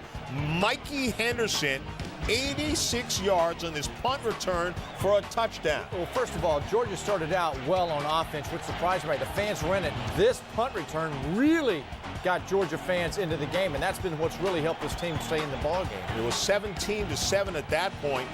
Joe Tereshinski's been waiting for his time, and here it is. He's back on the field. You have a senior leader on the field directing this offense, and they're going in the right direction. They're scoring points today. Tennessee is getting back in that game. Yeah, they were down by 14. They got it down.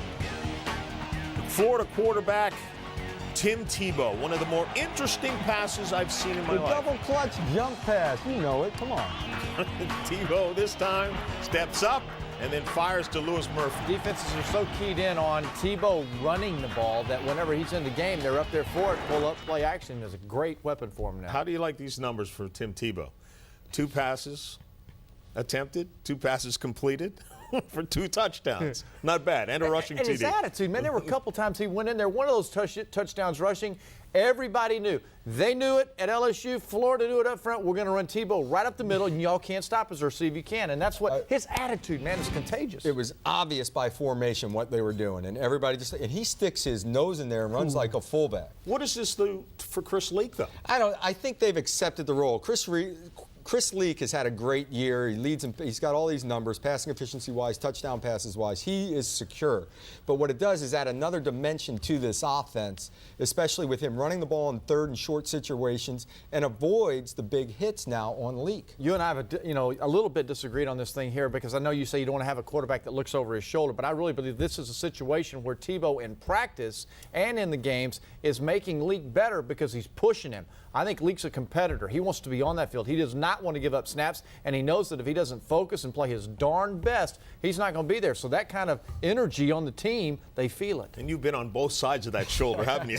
I wouldn't want to be in Leak's position. This position. is a positive situation, and it's obvious that Tebow is going to be the guy. All right, the Red River rivalry played today between Texas and Oklahoma. Adrian Peterson, you figured he would be the key player in this game. It looked that way early. 29 yards on this touchdown run. Well, Texas offense scored early, and then Peterson answered the bell, and the OU defense going in at halftime had total control of the game. But the Texas offensive line came out, and they started protecting, and they gave Colt McCoy time to throw the ball. Just a couple of big plays. A play action there, hits the fade with a beautiful throw, and he comes back with a third down pass here down by the goal line, perfectly feathered in over the top. He made a couple of big throws, but the thing that won this game for him, I thought, was the Texas defense and defensive line controlling Peterson, not allowing him to get off in the second half. Good job, Colt McCoy. He did his job. I didn't think he could do it. And you knew the winner of this game would be a team with one loss, still very much in the hunt for the national championship. Coming up, we're going to take a look at what Michigan did, what Ohio State did, and much more. This is ESPN on ABC.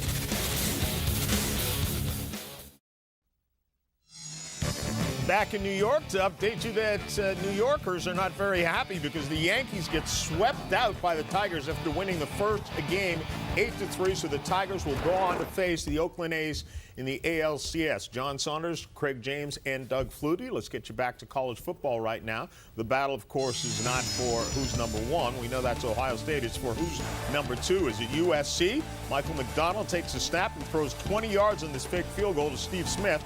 They have a 7-0 lead, but John David Booty has emerged as the leader of this team. Well, he's emerged as a leader, but he's also a guy that's recognizing there's lots of players on that football team who can score like always. Washington played him tough. West Virginia, Mississippi State, Steve Slayton with big day. Huge day for Slayton again, running. West Virginia, you have to make West Virginia throw the football.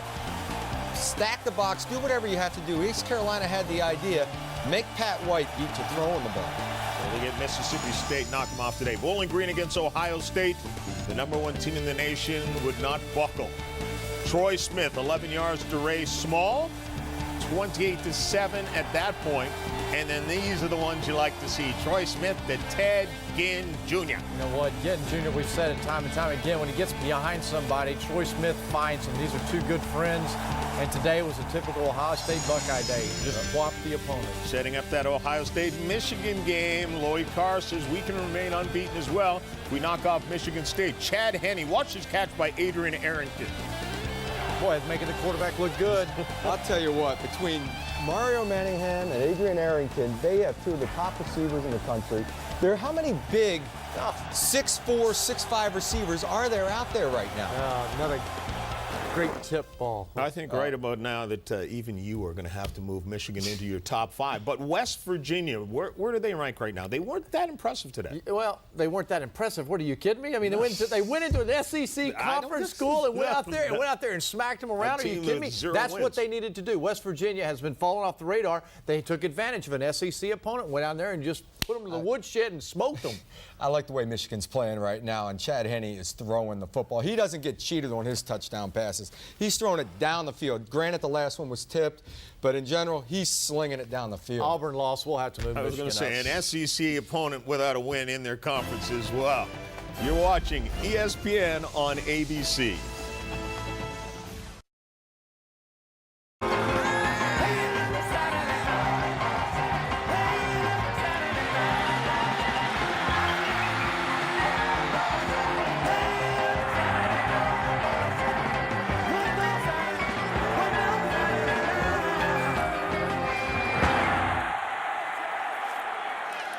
You can't come to Berkeley in the shadow of San Francisco without a little background music from the Grateful Dead. Expect to see Bill Walton walking down to the sideline. 28-10, California leading Oregon. And it's time, Coach, for our Southwest Airlines defensive playbook. Well, the Cal defense has been impressive.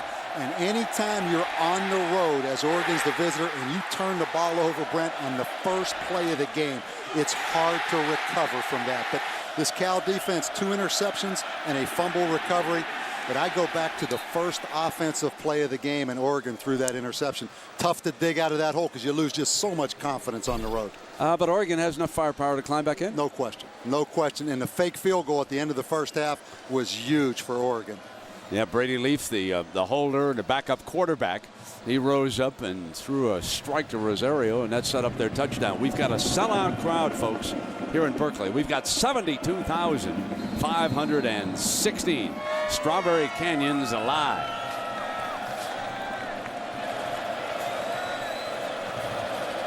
O'Keefe and Hughes are back deep to return. And if you just snapped on your set, yep, those are the Bears in their brand spanking new jerseys. First time out of the box, and they're going to bring it out with O'Keefe. And O'Keefe crosses the 20 and down at about the 23-yard line. In our Pacific Life game summary here, Coach, what do you see? The biggest thing to me, we've talked about obviously the turnovers and then the points off of turnovers right there. Yardage-wise, no question Oregon can move the football, outgain Cal 183 to 161. But the turnovers, particularly on the road, killed Oregon. The biggest negative for the Bears is the fact that Marshawn Lynch went to the locker room early, and we see that Justin Forsett is opening at running back for the Bears. So he's behind Nate Longshore. Deshaun Jackson, their speedy wide receiver, already has returned a punt for a touchdown tonight, timed in 4-2-9. Longshore going to put it up to start the second half. Oh. Caught beautifully by #1 Deshaun Jackson.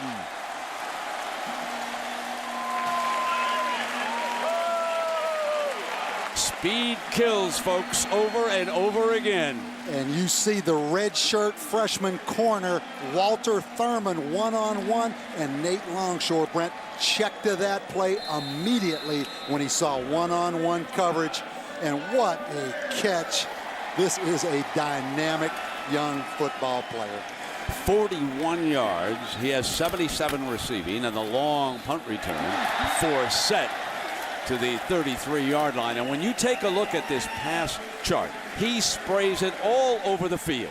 Well, the thing that jumps out at you, how well he throws the deep ball. Look at those deep zones. He hasn't thrown an incompletion down the field tonight. They are making a statement, and I dare say it's being heard loud and clear down in Southern California. When the Bears come a-calling, that's going to be some football game down at the Coliseum between USC and the Bears. Second down and 1. Forsett has jumped that time beautifully. Toena got a hand on him and ripped him down.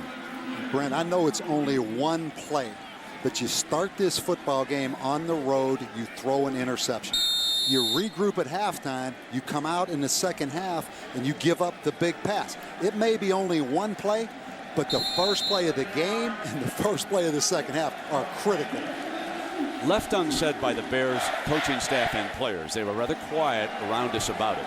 But it is clear that they were embarrassed by Tennessee, and they couldn't wait to go back into the bright lights. Doing it again out of bounds. Incomplete. Out of bounds is Lavelle Hawkins. And Oregon dodged a bullet because, Brent, that was a broken coverage right there. And Lavelle Hawkins just caught the ball out of bounds, but he was wide open early on that route. Tom Schneider on for the long field goal. Ayub, backup quarterback's the holder. 44 yards for Schneider. We've already had one fake field goal tonight. And Oregon has blocked 2 kicks on the season, Brent. They were coming after that one. Perfect, got it. 31-10 Cal. The Bears running away from the Ducks, but there's a lot of time left.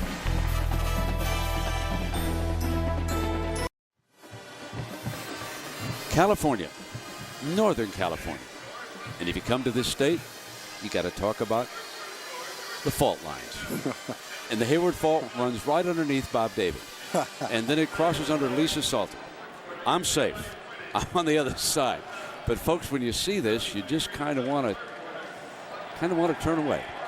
Look at how it's separated and is being held together there. You want to switch sides? No, you stay right there. You got me covered.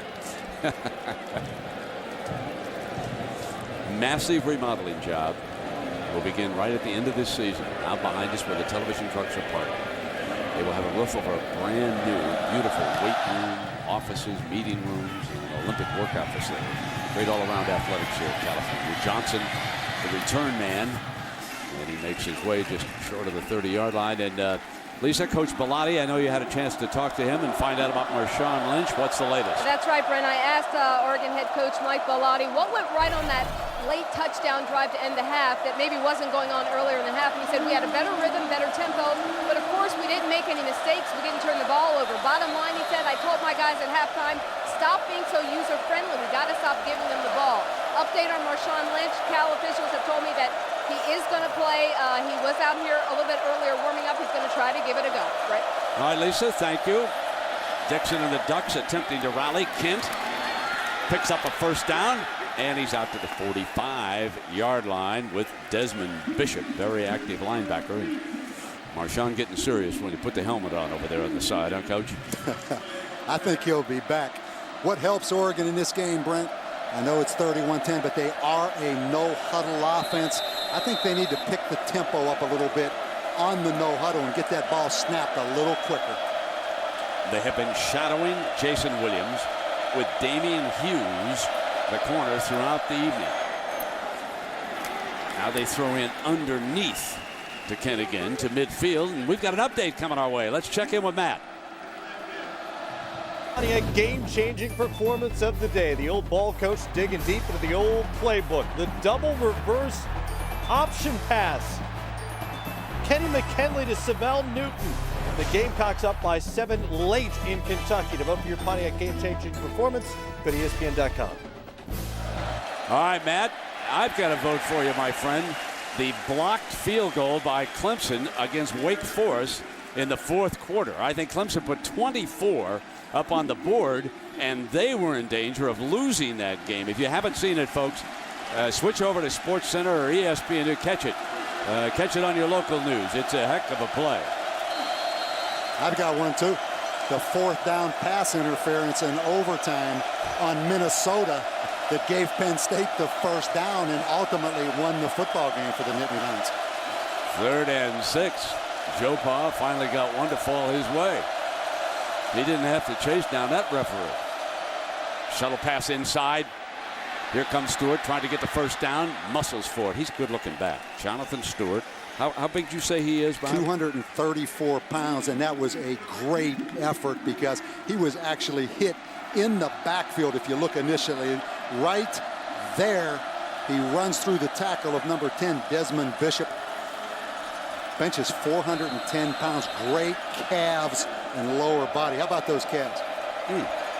Looks like a linebacker, doesn't he? He's built there. And you see the special tape on the right ankle. Has had an ankle injury all year. Wears a special shoe called the Michael Vick shoe from Nike that only Michael Vick wears because of the ankle problem. And Stewart missed that block in that Vick, and Dixon has to slide downfield. Well, Michael never had to throw a block either, did he? He's a good-looking football player. Out of the state of Washington, some people had him ranked the number 2 recruit in the country coming out of high school.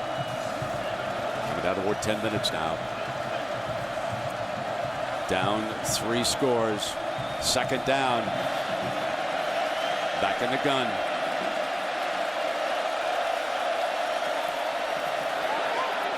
Pocket holds, goes down sideline, incomplete, and he wanted Williams. And you could see the coverage by Damian Hughes, who has 5 interceptions this year, and he's returned 2 of them for touchdowns.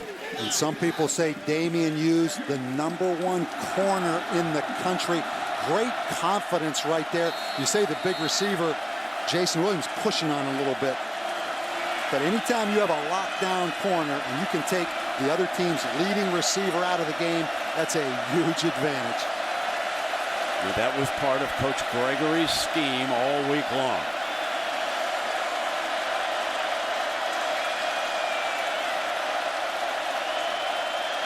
Williams with 2 catches for 18 yards, and there is Stewart And a great tackle by Hughes.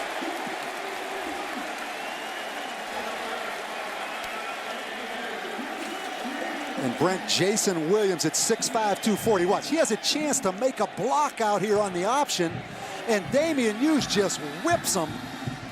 You know, the great wide receivers not only make plays catching the ball, but they make plays blocking. That was a big missed block right there by Jason Williams. 4th down and 6. Aaron Knowles, the punter tonight. From behind him. Fair catch is the signal. They'll let it go on into the end zone. Well, folks, Jessica Simpson. She's a season ticket holder here at Berkeley. She doesn't even know it. We've got that story when you come back.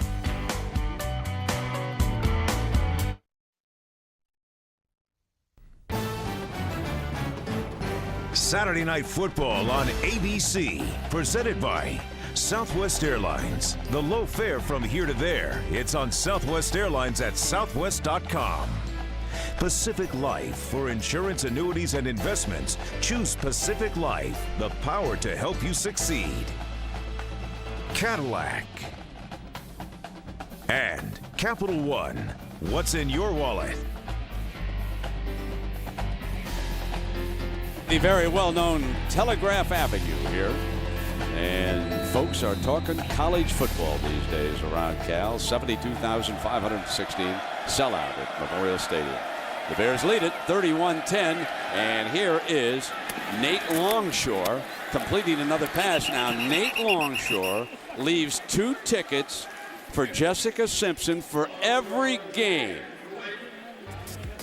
I mean, you know, you start out with one little thing, and then before you know it, it becomes this big ordeal. But I mean, if it's going to get her to come, I'm all for it. So, I mean, I do leave a couple tickets for her for every game in case she feels like swinging through Strawberry Canyon.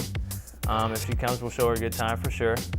And, you know, maybe she'll decide she wants to watch a little football. He promised me he'd leave 2 at the Coliseum at the USC game. He's a good-looking guy. He's got no shot. None. She hangs with a completely different crowd. Well, maybe he'll be a first-round draft choice. I'm telling you, no shot.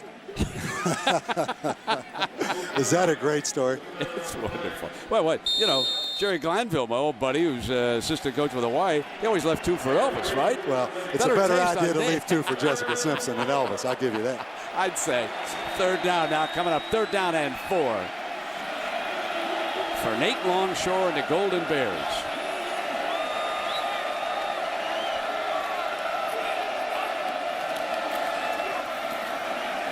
Protected pocket, throws in underneath, needed to get to the 30-yard line for the first down. That's Forsett. We still have not seen the return yet, have we, of Marshawn Lynch. Got the first down. You look at Nate Longshore. I think a big part of recovering from that Tennessee shock the first game of the year, Brent, is because of this kid's personality, which I think permeates this entire Cal football team. He's such a positive guy that I think he can put anything behind him. And I think because of his personality, they were able to put the Tennessee game behind him right away. Really a solid point here. First down and 10 and incomplete. It'll be 2nd down 10. And because I asked him after the interview, we were just talking, and I said, you know, how quickly did it take you to recover? He said, listen, I really enjoyed myself at Knoxville. He said, what a great scene that was. He said, I didn't play well, but he said, we got time to put it back together. He wasn't bleeding over that performance at all. Just a positive outlook, and what a great coaching job by Jeff Tedford to bring that football team back, because they got shocked in Knoxville now. And this will not surprise anybody. Jeff Tedford told us, I'd love to play Tennessee again, especially out here in Berkeley. 2nd down and 10 now. Dropping it off to Follett. There's another first down. He's got some burst to the 45 and Forsett to the 45-yard line. Interesting story about Justin. He was going to go to Notre Dame, and Notre Dame actually pulled the scholarship late, and he ended up going to Cal. But we mentioned earlier, 999 yards last year in a backup role. That's a pretty strong performance. Probably start anywhere else in the country. Marcus O'Keefe has checked in at running back. So it's possible with this lead that Tedford's not going to send Lynch back into the game. Going to go long. Got a man open. Juggle incomplete. Lavelle Hawkins, who had a big day, or I should say, let me check that. Robert Jordan was the intended receiver, and he dropped it. You talk about team speed. Again, they find Walter Thurman, the redshirt freshman. Wow. Wow. But the team speed of this Cal football team, Brent, you can't throw it any better than that. Let 6 get away, didn't he? He's a junior from nearby Hayward. The skill players on this Cal football team are impressive. 2nd and 10. Longshore back in the gun. That's what Coach Dunbar brought from Northwestern, and the flag flies prior to the whistle. Let's talk about Mike Dunbar. He was the offensive coordinator at Northwestern, moved in because Jeff wanted to get a little bit of spread offense. And of course, the biggest thing, the biggest change is he put the shotgun in. And Coach Tedford telling us, we're not going to spread the field with 4 wide receivers. That's not going to happen here. We're still going to play our offense. And a great point. Mike Dunbar comes from Northwestern, where they are a true spread offense, similar to Oregon. But the only thing that Jeff Tedford took from that package, really, as you mentioned, is the shotgun. And I think that really helps Nate Longshore. And you take a look at Mike Dunbar right here on the right. He put together some prolific offenses at Northwestern. He sure did. 2nd down and 15. Draw play. And O'Keefe. Marcus O'Keefe. We also have to mention Mike Dunbar is calling the plays. First time Jeff Tedford really hasn't called the plays. You got to give Jeff a lot of credit for turning that over. Well, down south, of course, we mentioned that Kirk Herbstreit's been down there checking out the SEC. We're going to be checking in with him here shortly, get a little bit of overview on what went on down south. A little bit of a shakeup, that huge upset of Auburn. And number 2 certainly up for grabs. USC gets forced to the wall. Forsett back on the field. And timeout has been called by the Bears. So when we come back, we will talk to Mr. Herbstreit. He's been watching our game here. There's our guy down in Gainesville. Kirk Herbstreit coming up when we continue here on Saturday Night Live. John Saunders in New York with your SportsCenter 30 at 30 update. First of all, the number 2 team in the nation falls. Auburn losing to Arkansas. Darren McFadden had 145 yards rushing, including that touchdown. And the Tigers beat the Yankees to go on to face the A's in the ALCS. 5:47 remaining in the 3rd quarter. And California with a 3rd down and a 31-10 lead. 3rd and 7 for Longshore and the gang.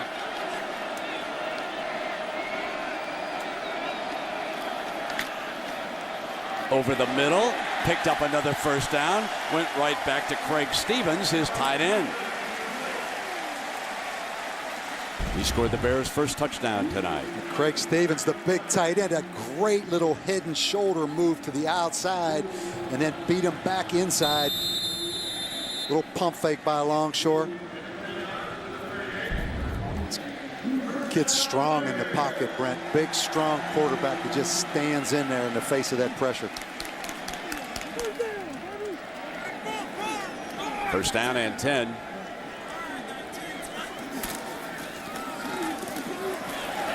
They go with the running play, and we bring in Mr. Herbstreit from down there in Gainesville. And Kirk, tell us about what went on today in the SEC. What does it mean that Auburn was upset by Arkansas and Florida got through?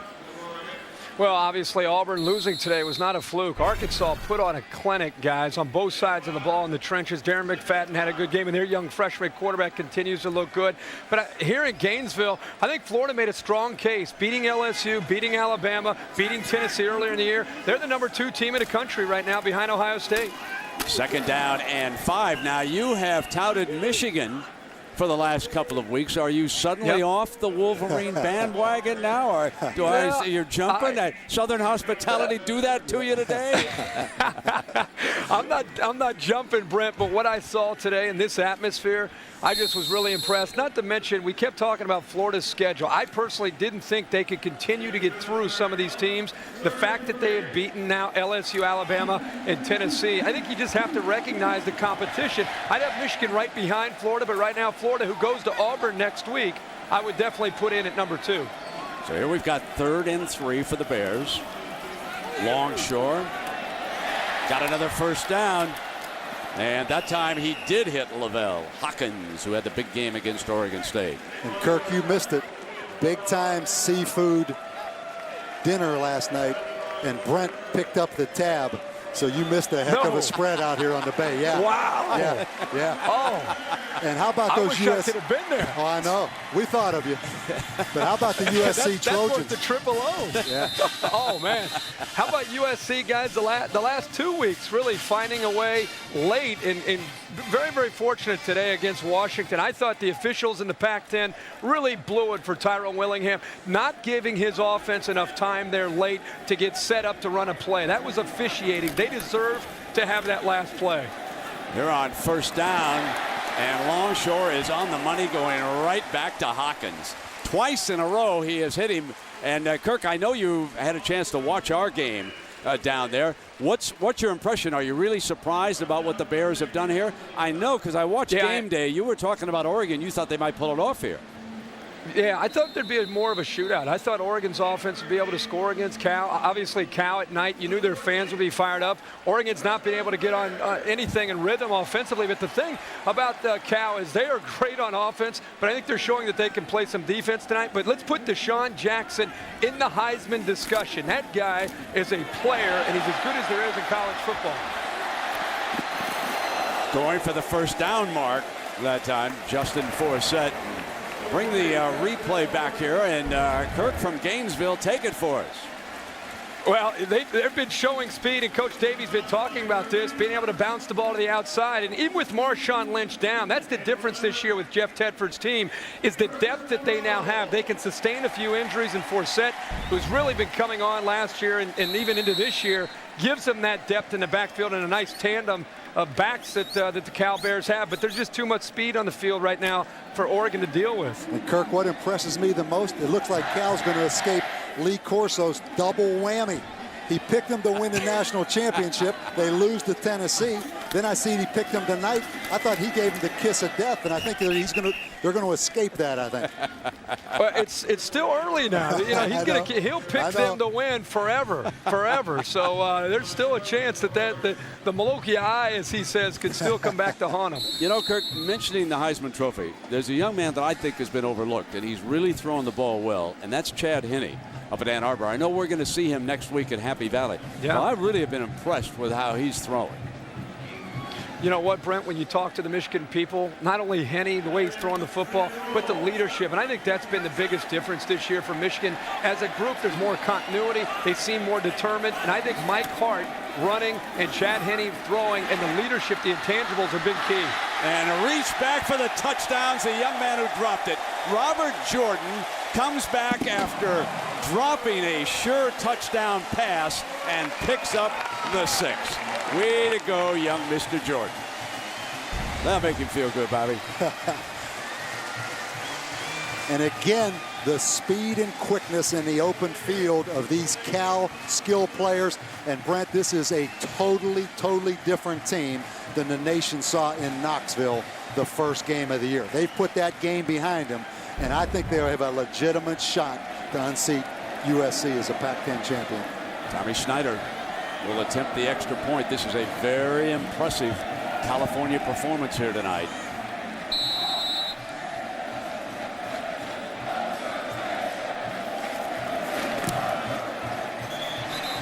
So it's 38-10, but we've got a flag down, so hang on here just a second.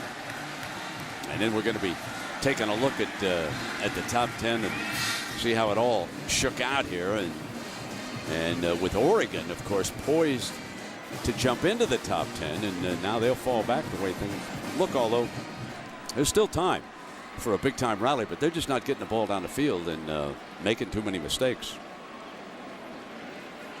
Yeah, there they go again, huh? We checked the penalties over there. They've had at least 5 here tonight.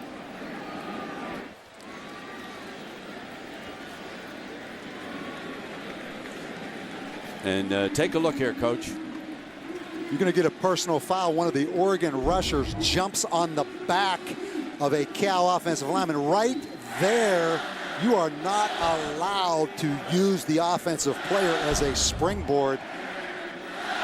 Number 45, Matt Tuena. That's an obvious call right there. Let's take a look at the ESPNU All-State Standings review that I mentioned here as we await the kickoff. And there are, of course, the Buckeyes. They defended number 1. Auburn's going to take the fall. And Kirk is thinking that Florida's going to jump up. What about West Virginia, Kirk? They're just simply not getting any respect. Is it because of the schedule? Yeah, I think it is. I think people are kind of holding out, waiting to see West Virginia and Louisville. I think Louisville will move up a lot this week in the polls now that they've remained unbeaten, continue to be impressive despite the injuries.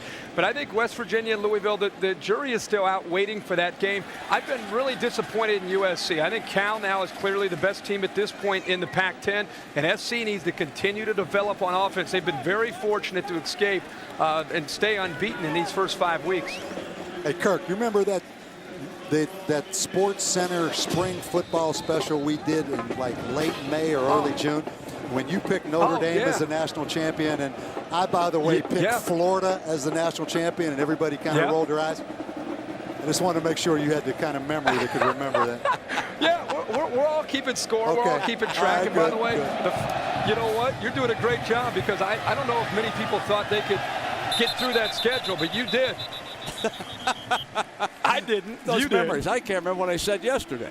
These guys are remembering months ago of what they're picking. This is unbelievable, folks. How about the Heisman race now? Still Troy Smith, Kirk, clearly number 1. I think it's still Troy Smith, but there's so much football to be played. I think there are guys that, even like Deshaun Jackson, I think he deserves a lot of recognition. Calvin Johnson, another big game for Georgia Tech today. Adrian Peterson continues to impress, even though OU lost to Texas. And I think next week when we go to Happy Valley, Mike Hart is a guy who people are talking about. And down here, Chris Leak of the Florida Gators. Well, we got a 1st and 10 now. Indeed it is. Dixon, and that time he hits Williams going out of bounds on that far side. And, number 13, Hughes for the Bears, Bob. He has played a spectacular game defensively. I think he's one of the best corners, if not the best corner in the country. Interesting, they list him at 6'2". He's probably more about 6 foot, but great confidence, 4-year starter here at Cal. 2nd down and short for Dixon and the Ducks. Pulls out, deflected, incomplete, and there was that matchup. I'm telling you, 13 is on him like a glove. Here they are, 6'5" versus 5'11". But Hughes, the little engine who thinks he could, and he's doing a job tonight. And the big play on 3rd down when Oregon ran the option, Damian Hughes' run support was a key play, not only pass defense. 48 points on the board, 1:47 to go here in the 3rd. This Berkeley crowd's impressive now. They've been in it, haven't they, Bob? They're in it. There he got it back into the hands of Williams that time for another reception. And Kirk, what was the crowd like down in Gainesville? That could be pretty enthusiastic. Do they believe down there that Urban Meyer's got it going? What sort of a feeling did you get? Well, they're undefeated since Urban Meyer's taken over down at the Swamp, and this is one of the loudest stadiums, as you guys know, in all of college football. They're so supportive, and I think they had a lot to do with why LSU turned the ball over so much. You know, Kirk, as we think about the problems that Oregon is having here, and you go back to your playing days and Bob to his coaching days, what is it that teams have two personalities? They come on the road in a game like this, and they just don't play like they have up in Eugene. What do you think affects them the most? I think maturity. I think we've seen on our broadcast with Ohio State the difference in having an experienced quarterback when you go on the road and a guy who really knows how to handle himself. And I think what's hurting Oregon is their only go-to guy right now is Jason Williams. They don't have anybody else to make plays on the other side. Here's Kent. 45, first down, and he's across midfield with a nice burst. Well, I told you this was old school, Bob. let's take you down inside the Ducks locker room. This is the visitors' locker room, folks. This is not like the one up in Eugene. This is it now. Now, when they leave, they go downstairs, back upstairs, and then on out a tunnel. I mean, it is some interest we want to show you here. First down and 10 for Dixon and the Ducks. Ball at the 45-yard line.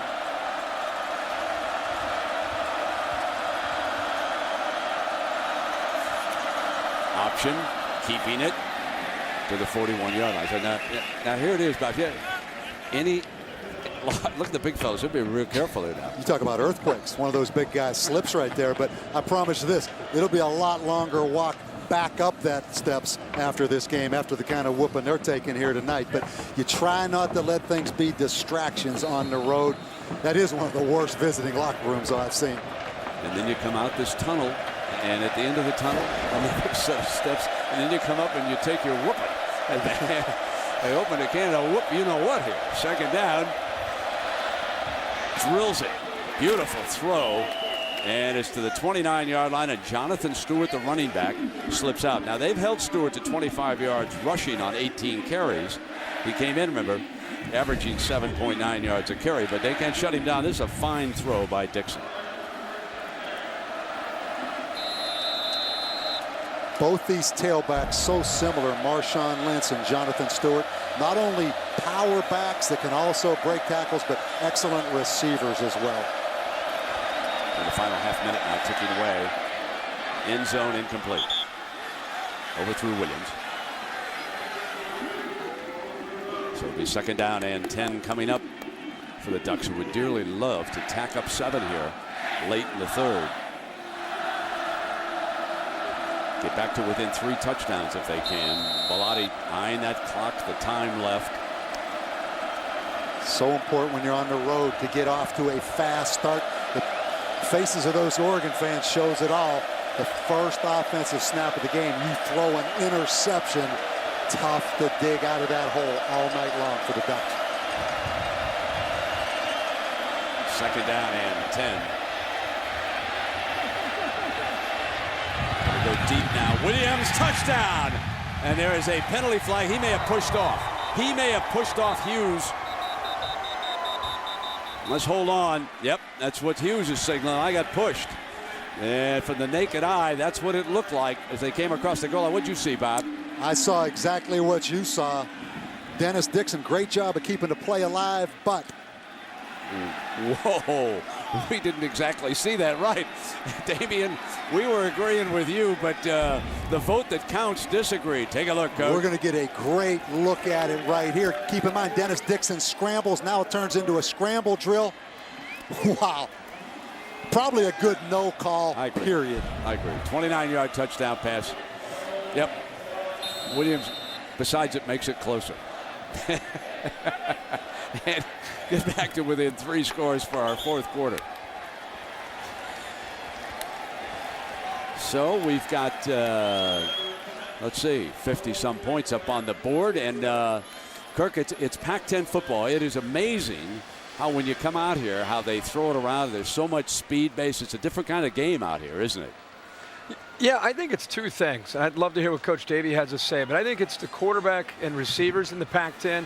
They grow up in obviously in the West Coast. They have a chance to throw the football so much. They're so skilled by the time they get to college. And I also think on the other side, there's so much man-to-man coverage by the defenses, less zone blitz and more man-to-man. And I think the quarterbacks are good enough to pick those man-to-man coverages apart out in the Pac-10 every single week. And the thing I see, Kirk, is just team speed on defense is not as impressive it is, for instance, in the Southeastern Conference. I look at USC as really the only Southeastern Conference style defense in this league, and that's why, to me, the SC's struggling a little bit on offense, but they are still a dominant defense in my opinion.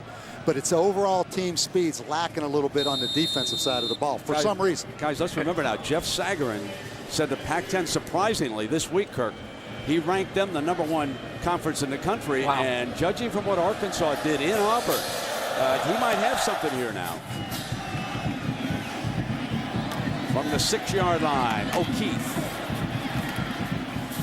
And he twists his way out to the 20. I know, Bob, that you kind of looked at me when I said that, but this is pretty impressive. Remember USC? What do you think, Kirk? I think that I don't care what Jeff Sagarin or any other computer out there says. With all due respect to our Pac-10 viewers, forget about it. The SEC is up here, and everybody else is down here. You know what? They're down here. They're watching Cal take care of business tonight. They're laughing because of what happened in Week 1. And we all know Cal is a much better team than the way they played in Week 1. But unfortunately for the Pac-10, that's what the SEC and that's what the nation saw, how they played against Tennessee. I tell you, Kirk, you just slapped Sagarin. But I agree with you. Just the environment and the defenses week to week in the Southeastern Conference can't compare. Timeout. We've had a quarter in ESPN Saturday Night Football, presented by Southwest Airlines, returns after this message and a word from our ABC stations. You're watching ESPN on ABC. Bob Davie, Kirk Herbstreit, Lisa Salters, and Brent Musburger with you. We start the final 15 minutes. 38-17 fourth quarter. Campanelli Tower there in the background. Lights on here tonight. Brent, this is a beautiful place, but you know, everyone always thought when it came to Cal football, there was a ceiling on this, that you could only take it so high because of high academic admission standards, maybe lack of interest. I think Jeff Tedford has shown that there is no ceiling on this program. He has done a remarkable job. Amazing turnaround. And one of the only other ones that I could think of was Kansas State and Bill Snyder. That one was even tougher because they did not have as much talent in the vicinity as what they had here at Cal. But when you think about what those two schools were not accomplishing until Snyder and Tedford showed up, man, great stories. Let's check in with Matt Weiner. Get an update, Matt. Mutual update from Athens, Georgia, in a Pac-10 style shootout in the SEC. Not exactly Georgia's kind of game. Mark Richt is 0-3 all time when his teams have given up 30 points. Tennessee now has 40. Eric Ainge to Jonathan Crompton there to set up the latest touchdown. The Vols lead it by 11 in the fourth quarter. But the Dogs put 33 up on the board. And a lot of folks said they did not have an offense. 3rd and 5, firing incomplete.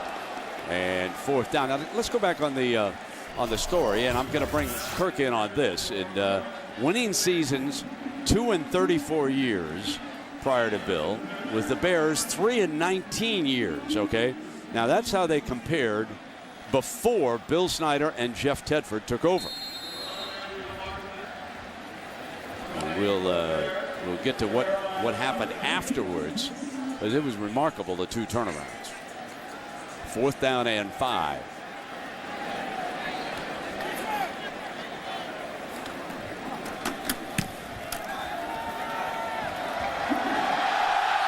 Johnson down at the 30-yard line. We'll get back to the rest of the turnarounds at California and Kansas State with Kirk Herbstreit when we continue here on Saturday Night Football on ABC. It's a full moon over some of the most beautiful sights in the world. The best is yet to come, and babe, won't it be found? The best is yet to come, come the day you're mine. On the other side of the bay, the best maybe yet to come for these California Golden Bears. 1st and 10 for the Oregon Ducks, who trail at 38-17. Dixon looking to get downfield. Throws deep to Kent. And it's broken up. Hicks was right there, Coach. Bernard Hicks starting because the starting safety, Deku, is out of the game. And you see the speed of Jordan Kent, but Bernard Hicks in great position right there on the deep ball. Really should have made that interception.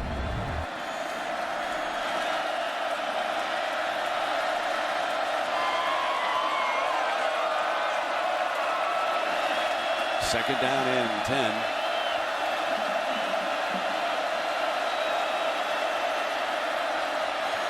Inside shuttle pass. And did he pick it off? They whistle it down and incomplete. And let's go back to that story we talked about, the turnaround. Let's bring in Kirk. What's your feeling about Kansas State and California? What Bill Snyder did, and now Jeff Tedford here, Kirk.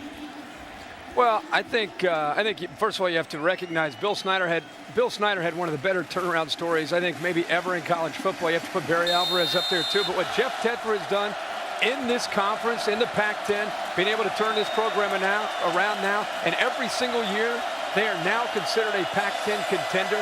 I think that has to be recognized. But can he continue for the amount of time that Bill Snyder was able to keep Kansas State competitive is the next question. Yeah, that's a very, very valid point. Third down and 10. And Dixon dropped by Kent. And he might have been across the scrimmage line. Do you think there is a penalty flag? Maybe there was some roughing back there, too. I don't know. The referee threw a late flag over there. Yeah, it was roughing the passer. And Jeff is not happy with that at that particular moment. Kirk, I think he's got a couple of things going. Bob, take a look at the first of this replay. I think you're going to get Warwell Williams, no question, just climbed and launched at the helmet of the quarterback, Dennis Dixon. Been a little nasty out there, guys. Yeah, we've had a couple of moments, Kirk. One that got overlooked on that kickoff that you probably saw. That was ugly, and he comes off to the sideline. Jeff was not happy with his own player, and it gives the Ducks a first down at the 45-yard line.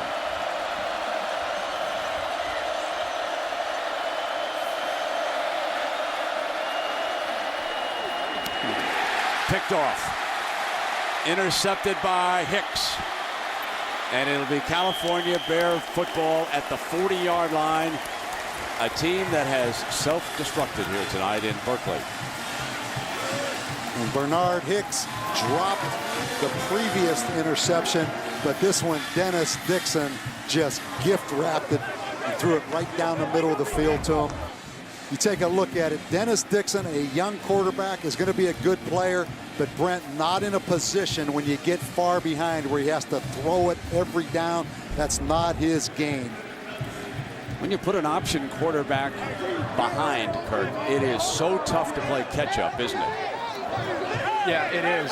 Anytime you get down 3 touchdowns, I think it's tough for any quarterback. It could be Peyton Manning back there, let alone Dennis Dixon, who's still getting his feel and trying to make some plays. And as we talked about a little earlier, outside of Jason Williams, there just aren't enough playmakers out on the perimeter for this Oregon offense. Dropped. The Bears drop one. It'll be second and 10. Marshawn Lynch has not returned here in the second half. He was injured in the first, and he put his helmet on over in the sideline. Lisa said he was clear to go back in, and probably it's a Tedford decision, Bob. Would you think with Cal enjoying a very comfortable lead, not to go back with his #1 running back and to keep Forsett in the game? I think so. They have a comfortable lead, and there's not a great amount of drop-off with Justin Forsett, who he himself was a 1,000-yard rusher basically last year. Now second down and 10 for Longshore and the Bears. And Forsett is thrown down at the 42-yard line. And guys, we talked just a little earlier when I just came on with you, but I'm just watching this game tonight. I'm watching Deshaun Jackson all season, and I know you guys reviewed the tapes and watched him. I think because he's out in the Pac-10, I don't know if people really fully nationally appreciate his abilities. I'm just so impressed with his competitive spirit. One of these guys that always wants the ball. He's dangerous on special teams. People nationally need to start to pay attention to #1 for the Cal Bears. The guy is the real deal. Yeah, he's the most exciting player in the Pac-10. I don't think there's any question about that. Yep. Forsett banging to the 44-yard line, and a first and 10. And you know, you watch these two offenses, and I know this is kind of the age of spread offense, but there's something about Cal and the ability to run the ball downhill a little bit out of the more traditional pro set that I really like. I just like the balance of Cal's offense compared to Oregon's.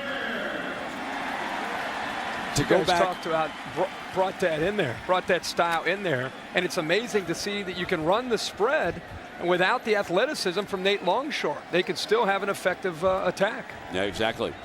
You mentioned the long range out here, and Kirk, with the massive remodeling job about to start, and there's so much football talent in this immediate area.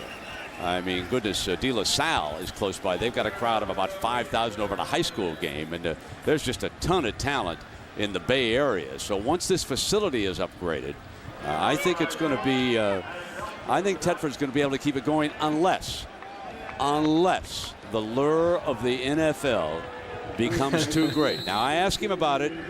I do every time I see him. He's very comfortable living here. Couple of teenage children, his wife, and he remember now, he was once offered the head coaching job of the Chicago Bears.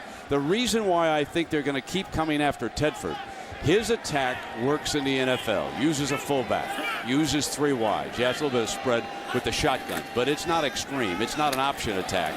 And he has proven he can deal with quarterbacks. Right now, let's check in with Matt Weiner on an update. Matt?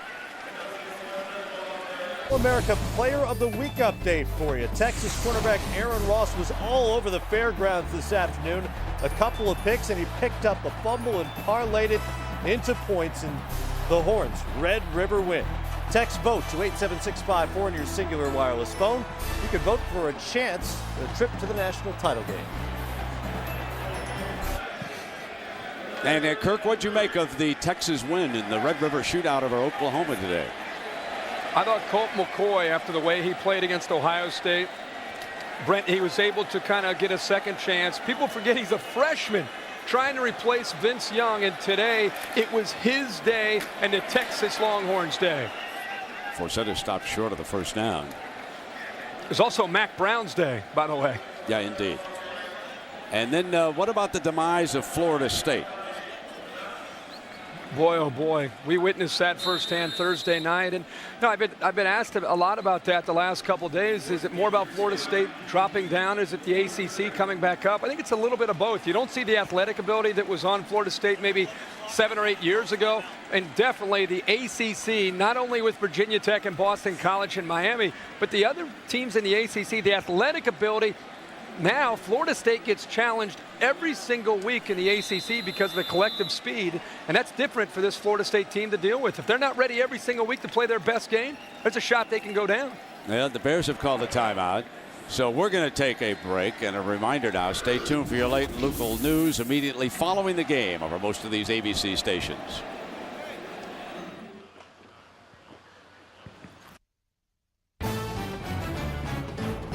Saturday Night Football on ABC, presented by Southwest Airlines. The low fare from here to there. It's on Southwest Airlines at southwest.com. Nissan, proud presenter of the 2006 Heisman. Visit theheismanvote.com to cast your vote. And Dish Network, better TV for all. We are back, fourth down for Nate Longshore and the Golden Bears of California. You look at the Bay Bridge, which connects Oakland with San Francisco, 38-17, fourth down and 1. Trying perhaps just to quickly draw them offside, then reset and go for it. And they stumble across for the first down with Justin Forsett. And again, a reminder, stay tuned for your late local news immediately following the game over most of these ABC stations. And then over on ESPN, SportsCenter will have post-game analysis along with all the scores and the highlights of the day. In case you mentioned it, the Tigers eliminated the New York Yankees. You don't think anybody's sitting besides George Steinbrenner on that charter, huh? Oh, flying off. I mean, what a season the Tigers have had. And of course, out here, that's a big story because the A's were waiting to win. A big cheer went up with this crowd when they were told it was going to be the Tigers and not the Yankees. In our Pacific Life game summary here tonight. All about the turnovers in this football game, Brent. Oregon, to be quite honest, didn't show up and play. They're a much better football team than they have displayed here tonight. And then big play, home run ability of the Cal skill position players. You turn the football over and give this ball to the Cal offense that many times with the weapons they have, they're going to run you out of this stadium. inside of 8 minutes. 2nd down and 6.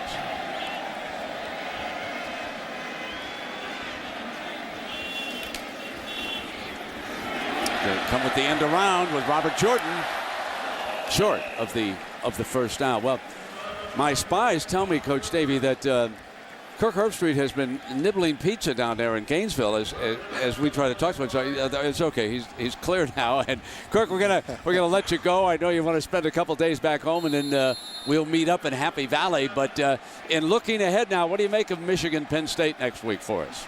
Boy, I think that's Michigan's toughest game that they have left until they get to Columbus, and that's their last big obstacle at night at Happy Valley. Coach Davey saw it last year. It is magical, and that'll help the Lions to try to pull off an upset and knock off the Wolverines. It'll be great. Absolutely. Looking forward to that, my friend. Game day will be down in Auburn first, and then Kirk will jet up to Happy Valley and join us. Justin Forsett moving the chains again as he has replaced Marshawn Lynch. And Kirk, thanks for joining us tonight. You and the gang did another fine job down there in Florida, and we look forward to seeing you next week. Thank you very much. It's been great to be with you guys. I'm going to get back to the pizza here and go watch some more college football. See you guys. All right, Kirk, see you next week. You know what? If Kirk gets for Jessica Simpson, she'd come. I was going to say he's got a shot, but I know he's a married man with about 4 sons at home, new babies, so I was going to let that go. Well, we apologize. I almost bid on that, but we don't want to get anybody in trouble here, okay? I wouldn't think of that. 1st down and 10. Here's the toss play now. Boy, the young backup looks good. Breaks free. Touchdown, Cal. Puts it over 60. I'll tell you what, Marshawn Lynch better get healthy, Brent, and get back in that lineup. This guy is taking advantage of his opportunities now. He's had a 100-yard night, replacing Marshawn Lynch. 23 yards on the touchdown.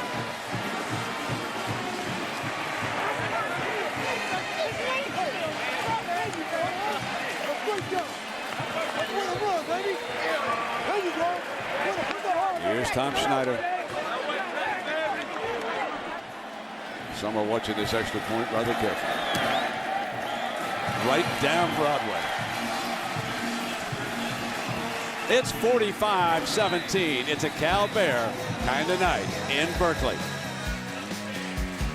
Are they the team to beat in the Pac-10 and not USC? We'll find out later in the season.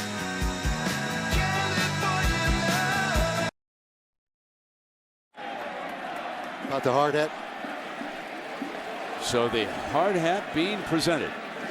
Marshawn Lynch to Justin Forsett. And Lisa, what's the story behind that? Well, I went over and asked the guys, what's the hat all about? And they said that Marshawn gave it to him because it means it's time to go to work. And Coach Davey was saying that Marshawn might want to get back in this game because he might lose his job to Forsett, but it's actually Marshawn who decided not to go back into this game. He said that he came out at halftime, looked up at the scoreboard and said, they don't need me. So it was actually his decision not to return. All right, Lisa, thanks. And back on the goal line is Johnson. Jeremiah looking for a hole. To the 36, and a reminder now, Wednesday at 9, 8 Central, the all-new Lost.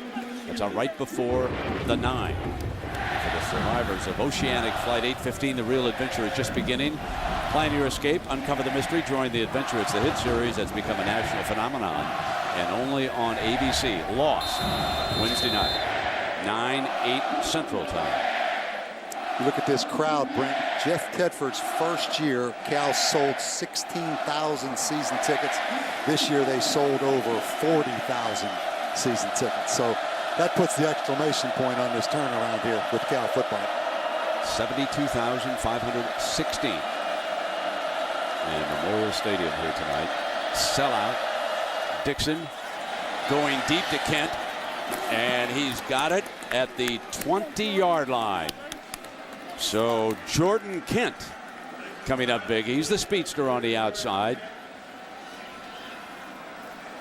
Bob, when you take a look at the scores since the Tennessee whipping, let's first watch young Kent here. Damian Hughes, the corner, gets a little distracted, loses focus right there, Brent, and let Jordan Kent to the outside.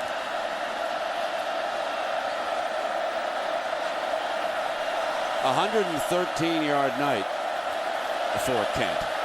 44 yards on that. And the Ducks, a penalty flag comes flying. They throw for a strike and a touchdown, but this one could be coming back. Hang on, it was the referee threw the penalty flag at the 30-yard line, so we'll see what he comes up with here.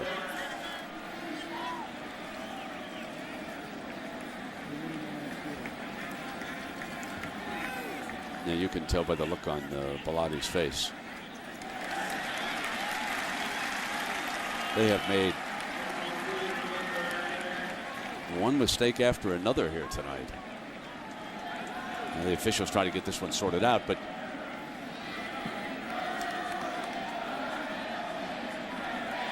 they called ineligible receiver downfield, but by looking at the formation, I don't know that was the accurate call. I think the officials were just confused on this. That's a touchdown. That's a touchdown. That's the second time we've had a controversial And the reason they were confused, Oregon lined up with 4 wide receivers on one side and only 1 on the other, but it was a legal formation, and all the receivers were eligible. So James Finley gets credit for the touchdown, making it 45-23. And then started to close in on 70. Evenson, incidentally, we were told at the intermission, has replaced Paul Martinez. Martinez tightening up in the hamstring, the right hamstring a little bit. So that's why Evenson is kicking extra points as well as kicking off. Timeout.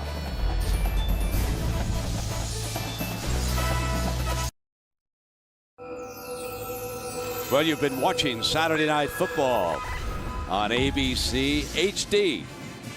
Brought to you by the Dish Network. I mentioned earlier that after the Tennessee whipping, that this California team, they've been unstoppable. 42, 42, 49, 41, and 45 here.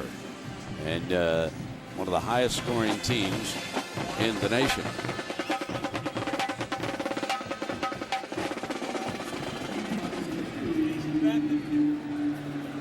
And this will be Luke Bellotti. He was the centerpiece of the controversy against Oklahoma. He kicked the onside kick, son of the coach, so he is on, and the Bears have the good hands people up. 10 people. He practices this every day for his dad. Gotta go 10, it did. Battle for the ball. California saying that they speared it. And Moy picked it off for the Golden Bears. Maybe one of the most famous onside kicks in the history of college football, the Oregon-Oklahoma incident. Speaking of famous kickoffs, you're looking down at the field where the most famous kickoff of all time took place. Every time I come in here. And Rodney Gilmore here in the audience tonight, as part of the crowd, was on the field for Stanford in the Cal Stanford famous kickoff return. When the Stanford band came on the field, later we've got a penalty, and but the trombone player later met him someplace. He came to a game that I was doing. The fellow who gets knocked down, and it's just. You know what? Let's take another look at it. Let's look and listen. Harmon will probably try to swim it, and he does. Ball comes loose, and the Bears have to get out of bounds. Rogers along the sideline, another one. They're still in deep trouble at midfield. They tried to do a couple of... The ball is still loose as they get it to Rogers. They give it back now to the 30. They're down to the 20. Oh, the band is out on the field. He's going to go into the end zone. He's going into the end of the Bears. Have won. The Bears have won. I know that some Stanford folks turned away, but that is an all-time, man. First down and 5 here, and the Golden Bears impressive, very impressive here tonight. Let's take a look. We have focused in on the USC game, November 18th. But before that's Washington State. Washington will have to come here. So will UCLA down to Arizona. What do you make of what they've got left? I think dead aim at USC. because their offense is so good and so explosive. I don't know if they're a great defensive team, Brent, but they are a great offensive football team. They can run the ball. They have depth at running back. They have 3 excellent wide receivers, and Nate Longshore just gets better and better each week. You were surprised here tonight? I know you were disappointed in Oregon's performance, but were you surprised in the positive side for Cal, Bob? I'm surprised they played defense as well as they played defense. You know, Oregon came in here the number 4 offensive team in the country. I know they self-destructed a little bit, but I like the aggressiveness of Bob Gregory's game plan defensively for Cal. Yeah, for the Ducks, they'll live to fight another day. They're tough up there in Eugene, and disappointing night, but they're still 4-1. We're going to remind you now, just as soon as we wrap up the final 4 minutes, your late local news will be over most of these ABC stations, and over on ESPN. SportsCenter will have post-game analysis along with scores and highlights. You're going to want to see the controversial pass interference call against Minnesota in the overtime game against Penn State. They'll run down the entire top 25. And the SEC was turned upside down because Auburn was beaten by Arkansas. Remember USC, that little discussion that we had earlier about rating the Pac-10 number 1. You cannot look past USC's win in Arkansas. That was a big, big game. Nor can you look past the fact that Cal stumbled in Knoxville. But Cal has bounced back. USC still unbeaten, pushed to the wall by Washington today. I guess Arizona State would be a disappointing team to me out here in the Pac-10. Bob, would you agree with that? I agree. Start out 3-0, lose to Cal by a big score, come back home, lose to Oregon by a big score. But they have an open date, maybe a chance to get back together before they go to USC. Not quite sure that they ever recovered from that quarterback controversy that beset them just before the season started. Those things can be kind of jarring. And here on the pitch now to Justin Forsett, just short of a first down. He's a junior out of Arlington, Texas, so that tells you something about Tedford's reach in terms of recruiting and bringing players into Berkeley. You know, we haven't talked much about Jeff Tedford and his staff.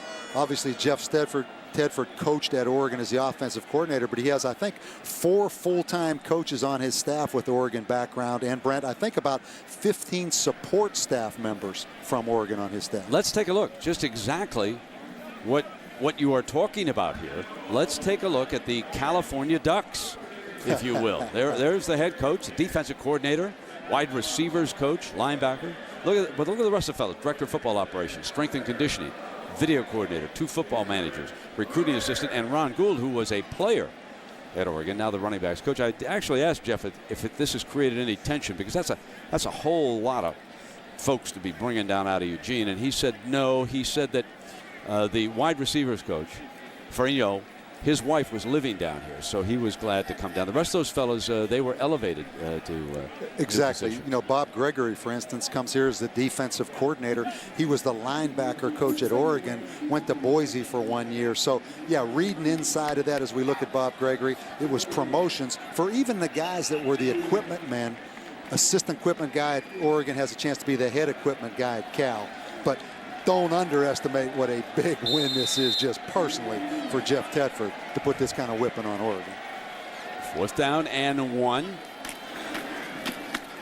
Bears keep the ball, pick up a 1st and 10, and little Justin Forsett has been a tough hombre and some after the whistle wrestling. And I'll tell you what, the little running backs in this country, let's think about the little guy Garrett Wolf at Northern Illinois, same style.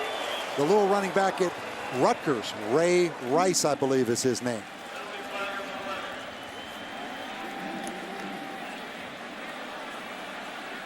The Bear coaches on the field not happy with the extracurricular. Dead ball, unsportsmanlike conduct. Offense number 1. 15-yard penalty from the end of the run, first down.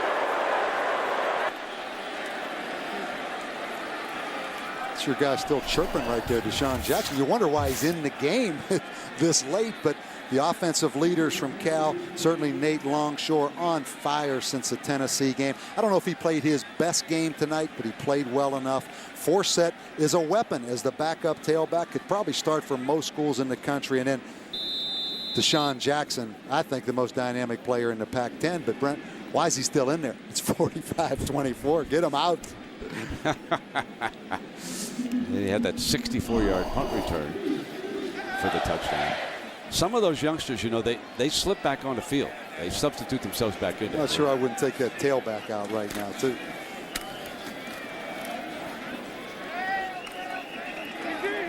Final 3 minutes. Another penalty flag flying in the secondary, and you know it's time just to clean it up, say nice things to each other, and go on about your business. These youngsters, a lot of them know each other. They have been recruited from schools around Northern California because Oregon comes in here. Dead ball, personal foul, late hit, number 7 of the offense. 15-yard penalty from the end of the run, second down. Lavelle Hawkins picks up a late hit. Brent, you bring up a good point. So much familiarity between these players. Oregon with 41 players from California. And you know, they recruit similar guys. Obviously, Jeff Tedford doesn't like that. Well, he made his feelings very well known over there on the. And Mike, he's just numb right now after all that's happened tonight. Yeah, they had faced each other 3 times before and decided by a total of 12 points. This will even them up. Bellotti will have won twice in Eugene, and now Jeff Tedford twice down here. Here he goes. He explodes to the 13-yard line. Justin Forsett, who was recruited out of Texas, gives them a 1st and 10, having a career night. 48 more yards. And you talk about running straight downhill north and south, untouched. We have to give credit to this Cal offensive line. But I'm going to tell you what, Marshawn Lynch, get healthy over there on the sidelines. This guy right here, he may not give that job back. As you might expect, coming out of Arlington, Texas, his nickname here, Texas. And they raise him tough in Texas. And for Forsett, 164 yards, 1 touchdown.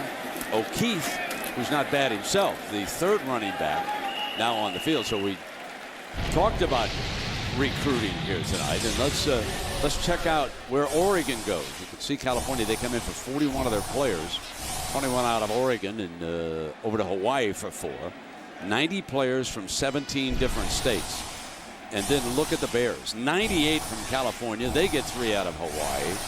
They go up to Oregon for a pair, and up to Washington. A lot of players from Hawaii in this game. A lot of Polynesian players. Both schools having success going to Hawaii, and in America, Samoa, to get players. 140. This is coming to an end, and California is going to tack up another W. 5-game winning streak. And here's our Chevrolet players of the game.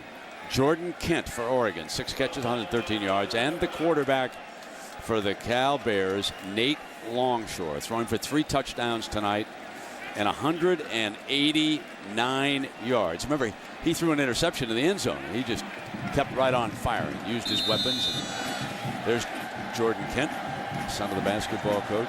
And in recognition of their efforts, Chevrolet will make a $1,000 contribution to each university's general scholarship fund.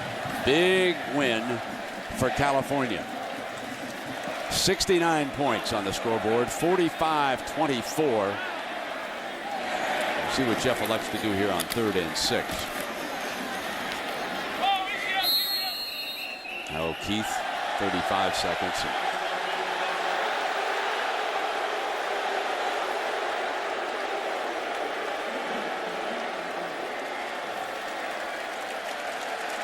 Bellotti and the Ducks needing to regroup. Longshore and the Bears win a big one.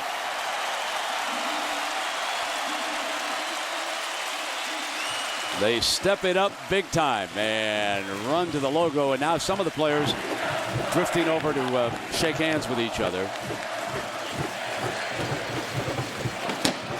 And the victory celebration underway in Berkeley.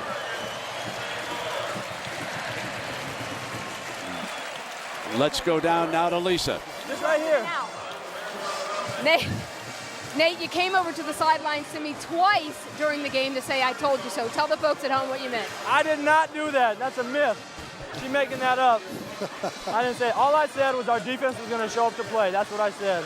Now, even the guys up in the booth late in the game said they were surprised by how your defense played tonight against that high-powered Oregon offense. So why were you not surprised? Going against them every day, we know how good they are. And when they come out to play, I mean, they're the best around. So, you know, my hat's off to the defense. They did an outstanding job. Now, with Marshawn Lynch on the sidelines with that hurt leg, how easy did Justin Forsett make your job tonight? He's the man. I mean, we got 2 running backs outstanding, 3 running backs outstanding. More so than that, we got an offensive line that dominated tonight. I think they showed that.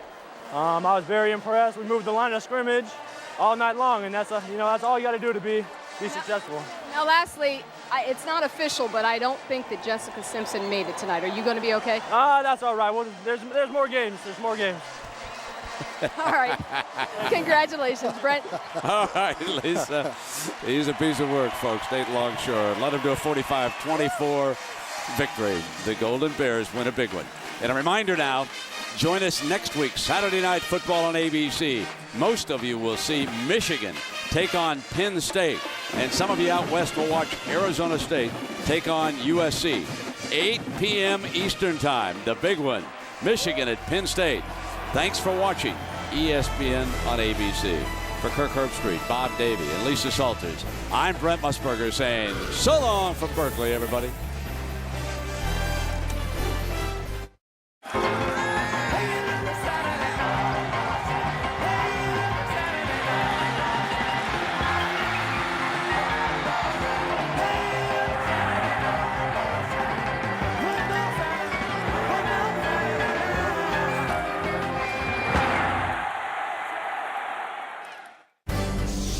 This has been a special presentation of ESPN on ABC.